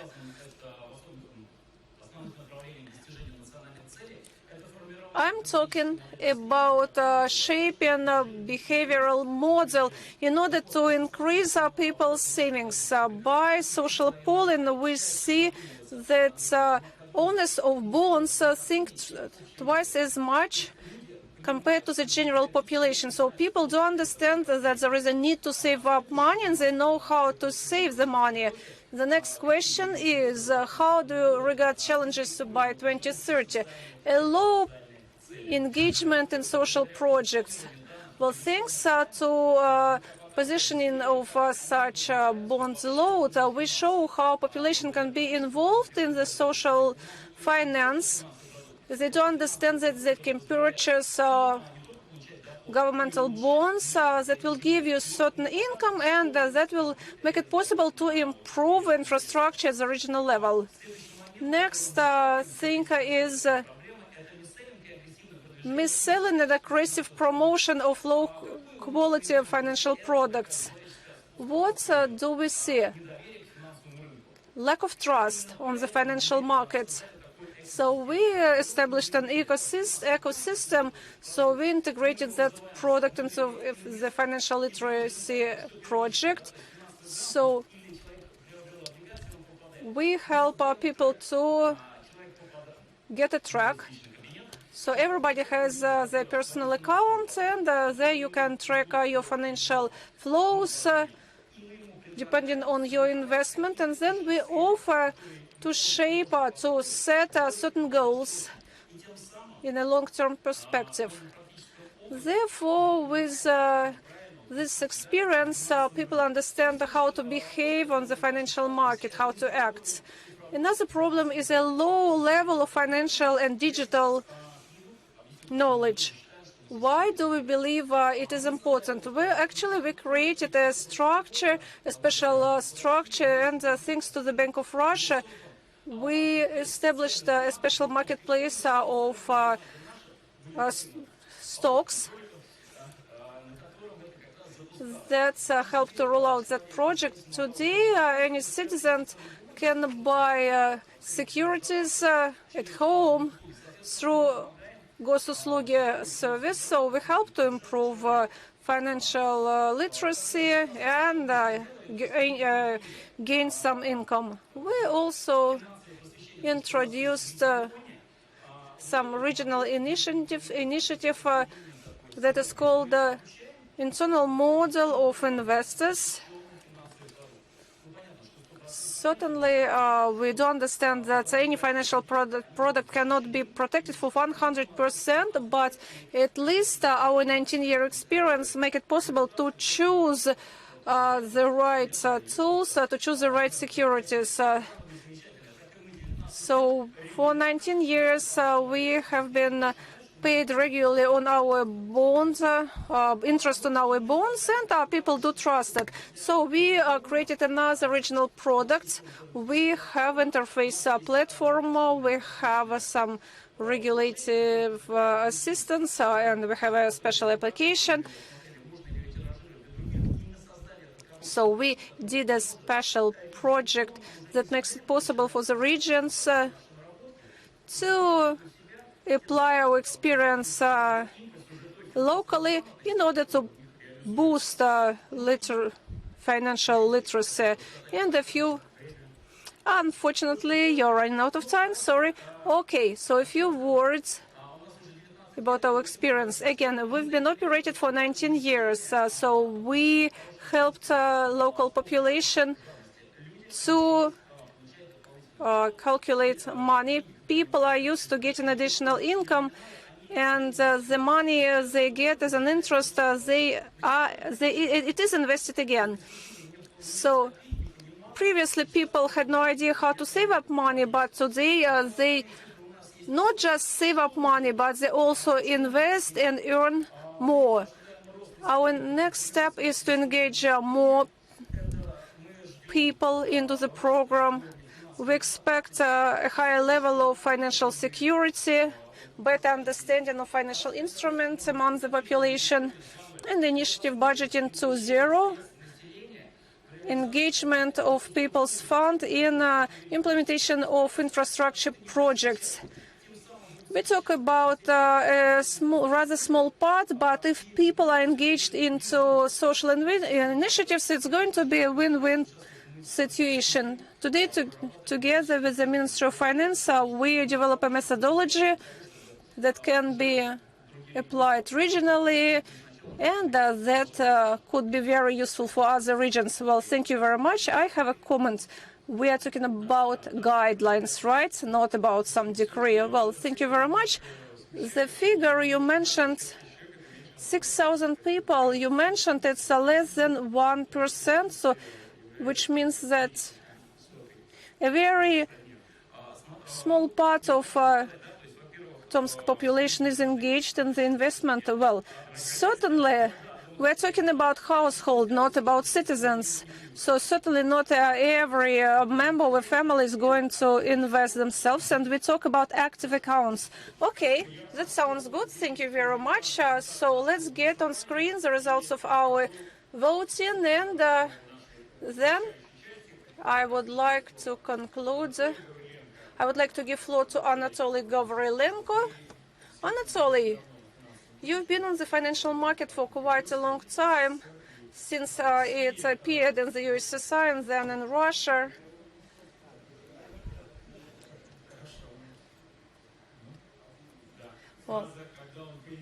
Well, the ship, when it actually appeared, it doesn't contradict the phrase when you shaped it, when you established it. What about, could you share your focus in 10 years' time? What will happen to financial literacy, and what is the difference between the demand in 1990s, when the financial market literally did not exist, compared to the current situation 30 years later, when people regard it as an opportunity to improve their incomes?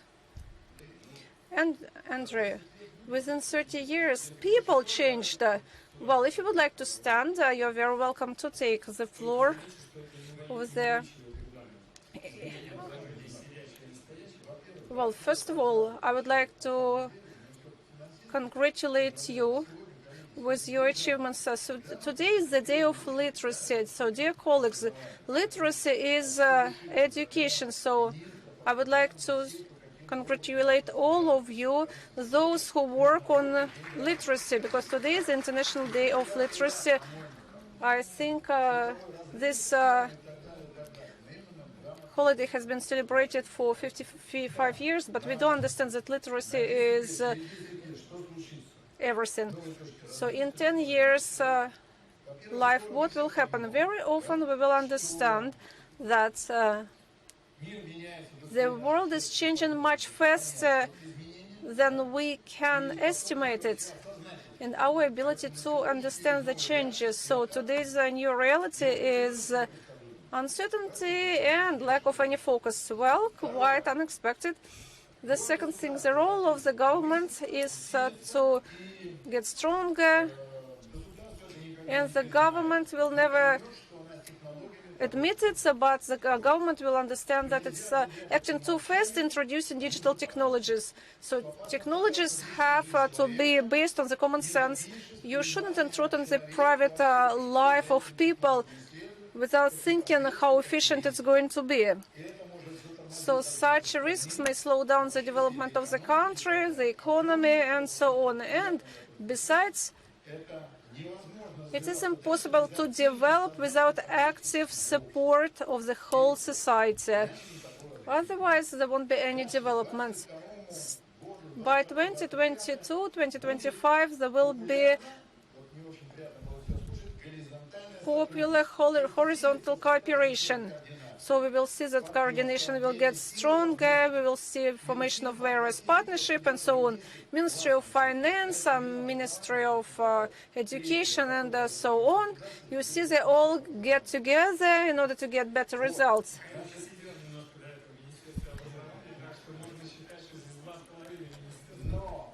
Well, what is valuable about the current trends? What is the problem? 85 regions. It's a lot of expertise, a lot of knowledge. Moscow has to listen and take the best of your best practices.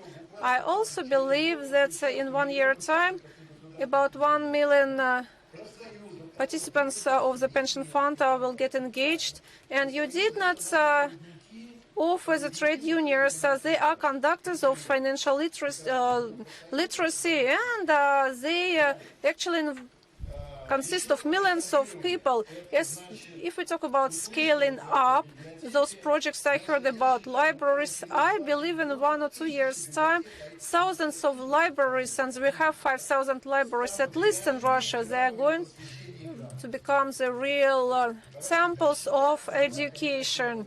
Let's use this name for them. In 10 years' time, we should think about more important issues for human beings. People want to have new jobs. They want to be employed, engaged. So we need to create new jobs, especially at the regional level, in order to achieve equal and development in all Russian regions. For us, it is important to stay human beings after all.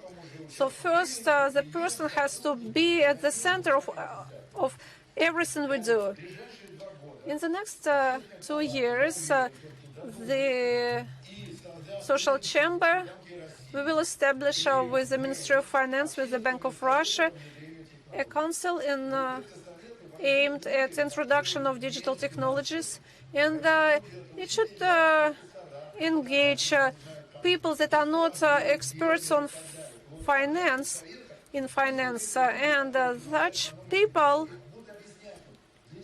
should explain what these technologies are aimed for, how can they help us, and so on and so forth. I believe in 2 or 3 years' time we will get technologies with a human face, not just it is today. In 2 years, I believe that many members of the financial market will vote on the principles of responsible financing. Do you know that today about 3,000 companies, corporations globally signed upon those principles? I asked Sberbank and there are just very few companies in Russia who signed those principles, but they run $103 trillion. Can you imagine? They manage huge money. They manage the global money, $303 trillion. That's what was mentioned at the plenary session. This is very serious. It's not just a political choice, because choice shall be proper. We should focus on data. Data is going to be the first in terms of priorities. 90% of the companies promised by 2025 to take part to address issues of sustainable development. I hope that as a central bank we will come in terms to it. They do not listen to us today. They do not hear us. I heard they say our development is quite sustainable, but those who go to international market, they understand how important it is. In 2021, we will have information databases that will protect personal data. That those data can be used for analysis, if possible. By 2026, people's literacy, financial literacy, will finally get better. There will be volunteers, representatives of financial companies that will help people to understand financial issues. So we actually want the product of literacy be rolled out at the national level, but health is more important than financial literacy. So I believe that financial literacy is the first sign of understanding that people have to be literate in general. And financial volunteer will be responsible for knowledge and information that he or she shares with others. And volunteers will be those who share just some knowledge. Volunteers, they won't read your lectures, they would just share the knowledge that they already have within 20 or 15 years. And I heard lots of interesting initiatives today. Great experience you shared with us. I hope that we can scale up such initiatives nationally. The highest motivation is self-motivation indeed. By 2024, we are going to have at least 100,000 volunteers minimum. In 2021, financial digital budget, investment and inflation literacy will be improved. If we want people to act, we have to explain people what the inflation is about, because nobody understands that. I'm talking about population in general. Anatoly, you run out of time. I don't mind, I just can go home. Okay, let me finish. I have just a few sentences to go. Financial literacy, I talk about taxation culture. For 2 years, I've been saying that financial literacy is not what tax authorities are interested in, because those who are financially literate, they pay fewer taxes. So, starting from the first grade, children will be taught that taxation is the price we pay to live in a civilized society. How she or he is going to pay taxes is another story. We will learn people to regard the taxes seriously, but they will focus on tax reliefs. I don't know about any deductions, so I pay taxes in full. I also pay my taxes in full, even though I know a lot about tax reliefs. Well, let's forget about it. Well, I actually get a pension, and I ask, what can I give this pension to my child, to my daughter?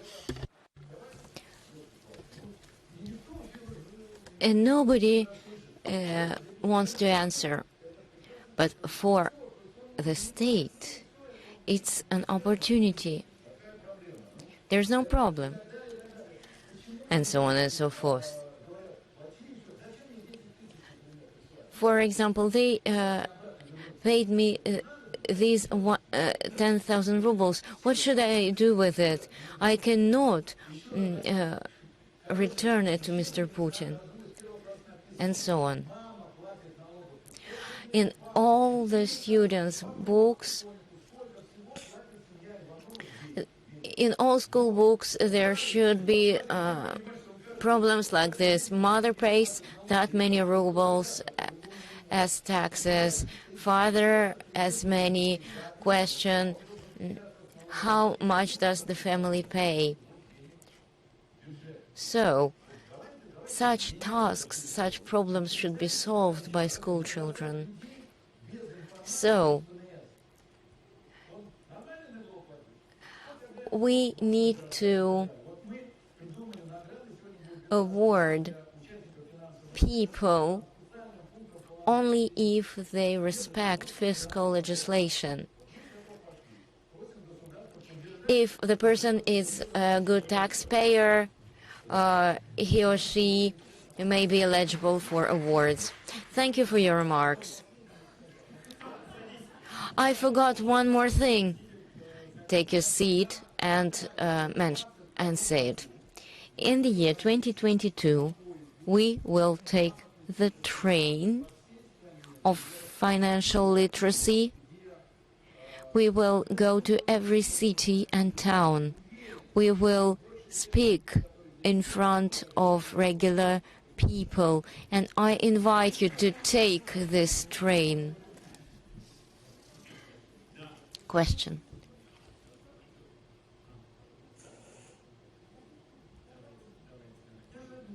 I will speak for 1 minute. I was listed as well in Pskov. Every mass media are waiting for my presentation. Can you introduce yourself? Answer. I'm from Pskov. It's where Russia starts. And my suggestion is start with us. Russia starts where we are. Russia is Pushkin. Russia is military forces. I am older than 80 years, and 60 years of experience I have in the field of social work. What's your name? My name is Svetlana. Svetlana Milnichuk, city of Pskov. I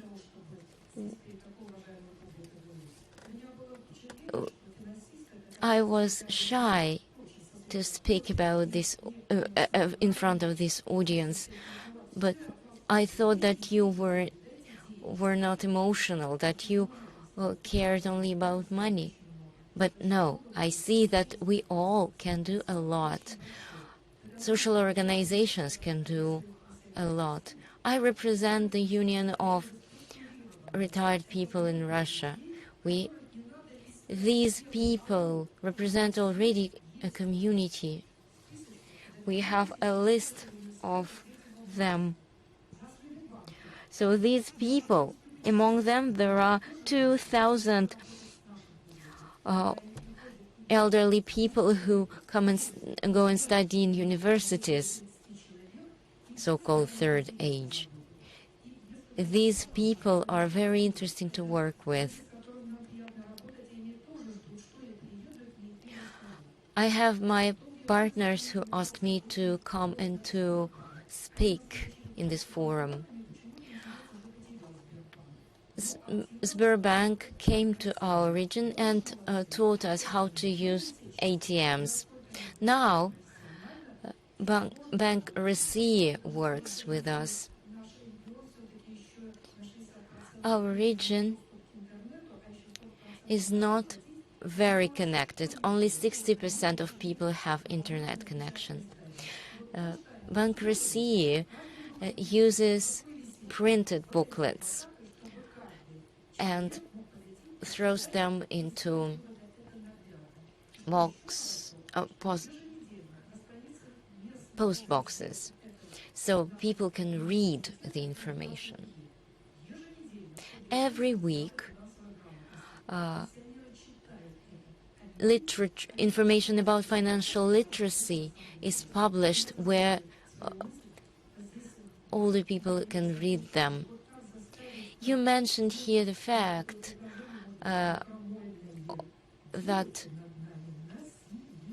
how to motivate people, you said, and I would answer, probably you need to force people, like we forced our children to start reading. This kind of violence is acceptable. So thank you for your help and for your contribution. I am impressed by the atmosphere here in this forum. You are also so impressive. Thank you, Svetlana. No, well, violence doesn't work that well, so probably let's adopt a more gentle approach. So let's look at the results of our vote. It's just curious. It may not be representative because we're not many, but let's have a look at it. Let's go to the final part. We have two Mikhails to present. First, Mikhail Mamut, the question to you: what is your idea of best model of financial literacy? What should it look like in terms of investment accounts, broker accounts? Probably you have already an ideal pattern which works in the world and which we should adopt. Answer: very provocative question. view the fact that we have only 5 minutes to go, I'll try to answer. I'm really impressed by the final speakers, Svetlana and Anatoly. These are really good examples of healthy financial literacy in present. Question. You can start selling tickets to your train of financial literacy. Answer. Yeah, I suppose people wanted to find these tickets. I saw them take their smartphone and look. So, financial literacy should be reflected in the activity of the regions. If so, we will be able to reach up to the whole population. We need to lay a foundation for different levels of communication. We have regional councils, we have programs at regional and federal levels. And with my colleague Mikhail, we call that a framework. This is how financial literacy develops and spreads. But there should be place for flexibility, for creativity, for initiative. We hear and see every time we communicate with people new practices, new activities, things that people do in their regions in order to improve their level of life. So this experience sharing is a good practice. People need air to breathe. Financial literacy also needs air to develop and spread. Tomorrow and the day after tomorrow, we are going to organize regional activities in which we're going to consider different regional practices. And it's a good idea to accumulate them in a certain database. A certain mechanism of social initiative support should be elaborated. There is a context of social support. But this is only a start. We need synergy. 2 + 2 is more than 4. That's the synergy.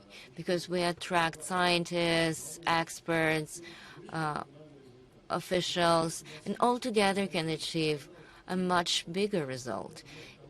One by one, we cannot achieve such impressive results.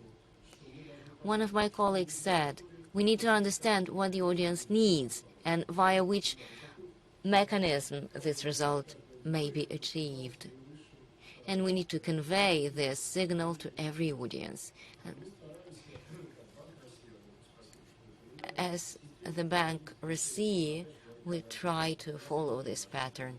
We have regional offices everywhere, and they're active. They cooperate with Ministry of Education and others. They help people to protect themselves. I'll just give you some details about formats. Radio, television, public transport, trains, buses, and different projects for the most vulnerable categories of people, orphans, people with disability, and so on and so forth. So multitude of formats gives us positive result in terms of coverage. The system of support of social initiatives is like a doping, adrenaline injection, which says to people, go and create. This will allow us to scale up the whole system up to the scale to the whole country, of the whole country. So this is how we create the whole system, region by region. And I have another comment to make. What about the future? And what about the investments that Andrea asked me in the beginning? World is changing rapidly. Our consumers change. 6,000 bond holders. They are all different and they can change the society. It's important to consider, and we encourage the growth of investment activity. But we warn you, people need to be aware, need to be competent when entering this field in order to transform their savings into investment. So this movement should be competent, aware, and progressive. That's why we have different educational programs with the stock market, for example. That's one thing. And the other thing is that we have different strategies. You know, one of the strategies is when a person should spend several hours a day to control their assets. But we want to change this strategy. 90% of money should be dedicated to indexes, to trusted management, so that someone else is managing your money. This is the way how you can earn and not lose. So these are the models that we want to implement. Thank you, dear colleagues, for your attention and for being positive during this session. Thank you, Mikhail Mamut. Mikhail Kotyukov, the floor is yours. Answer, yeah, I will be brief, because it's already the end. Thank you all for being active, for being engaged. Thank you for your participation in this fight. We're going to learn some new tools which will help us even more in this fight. I'm sure that our project will be a success. I'm not going to draw you a success image, what it will look like in 10 years. It will probably not be fair. But what I'm sure and what I stand for is that the person should be at the heart of our approach. Finding different channels for different categories of population should be used. These channels should be comfortable and understandable. They should be easily accessed. This is what I invite you to do. We will find opportunities to discuss. I hope that it will be easier for us to come and see each other locally. And I hope that we will establish good relations and dialogues with pension fund and other institutions. What is important is to inform grown-ups, those who work, to inform them about financial literacy, to give them safe tools to enable them to invest and to profit from their savings. When you invest, you can benefit from your own money, and then in the future it will return even more. So we will need to educate people that there is always risk. So if they offer you something free, it's a scam. Question. You're right, people are willing to believe in fairy tales. So answer, we need to we need to educate people to let them know that if you want to earn money in the financial market, you need to be trained professionally in the field. If you have some savings, so probably it's better to trust professional investors who can guarantee you a certain amount of income. Question, at least they can explain to you if it goes wrong. Speaking not into the microphone. Dear friends, I'm very happy that we're starting today. I am grateful to you. And tomorrow and the day after tomorrow, we are continuing and going progressively on. I wish you good success in our strategy of financial literacy and in building up healthy financial lifestyle. It's the end of our session. Thank you for being there. Question, and can I take a photo of you just to make sure that all of you take the financial literacy train? All right, let's take a picture of all of us, and then when the train is launched, we'll see each other again.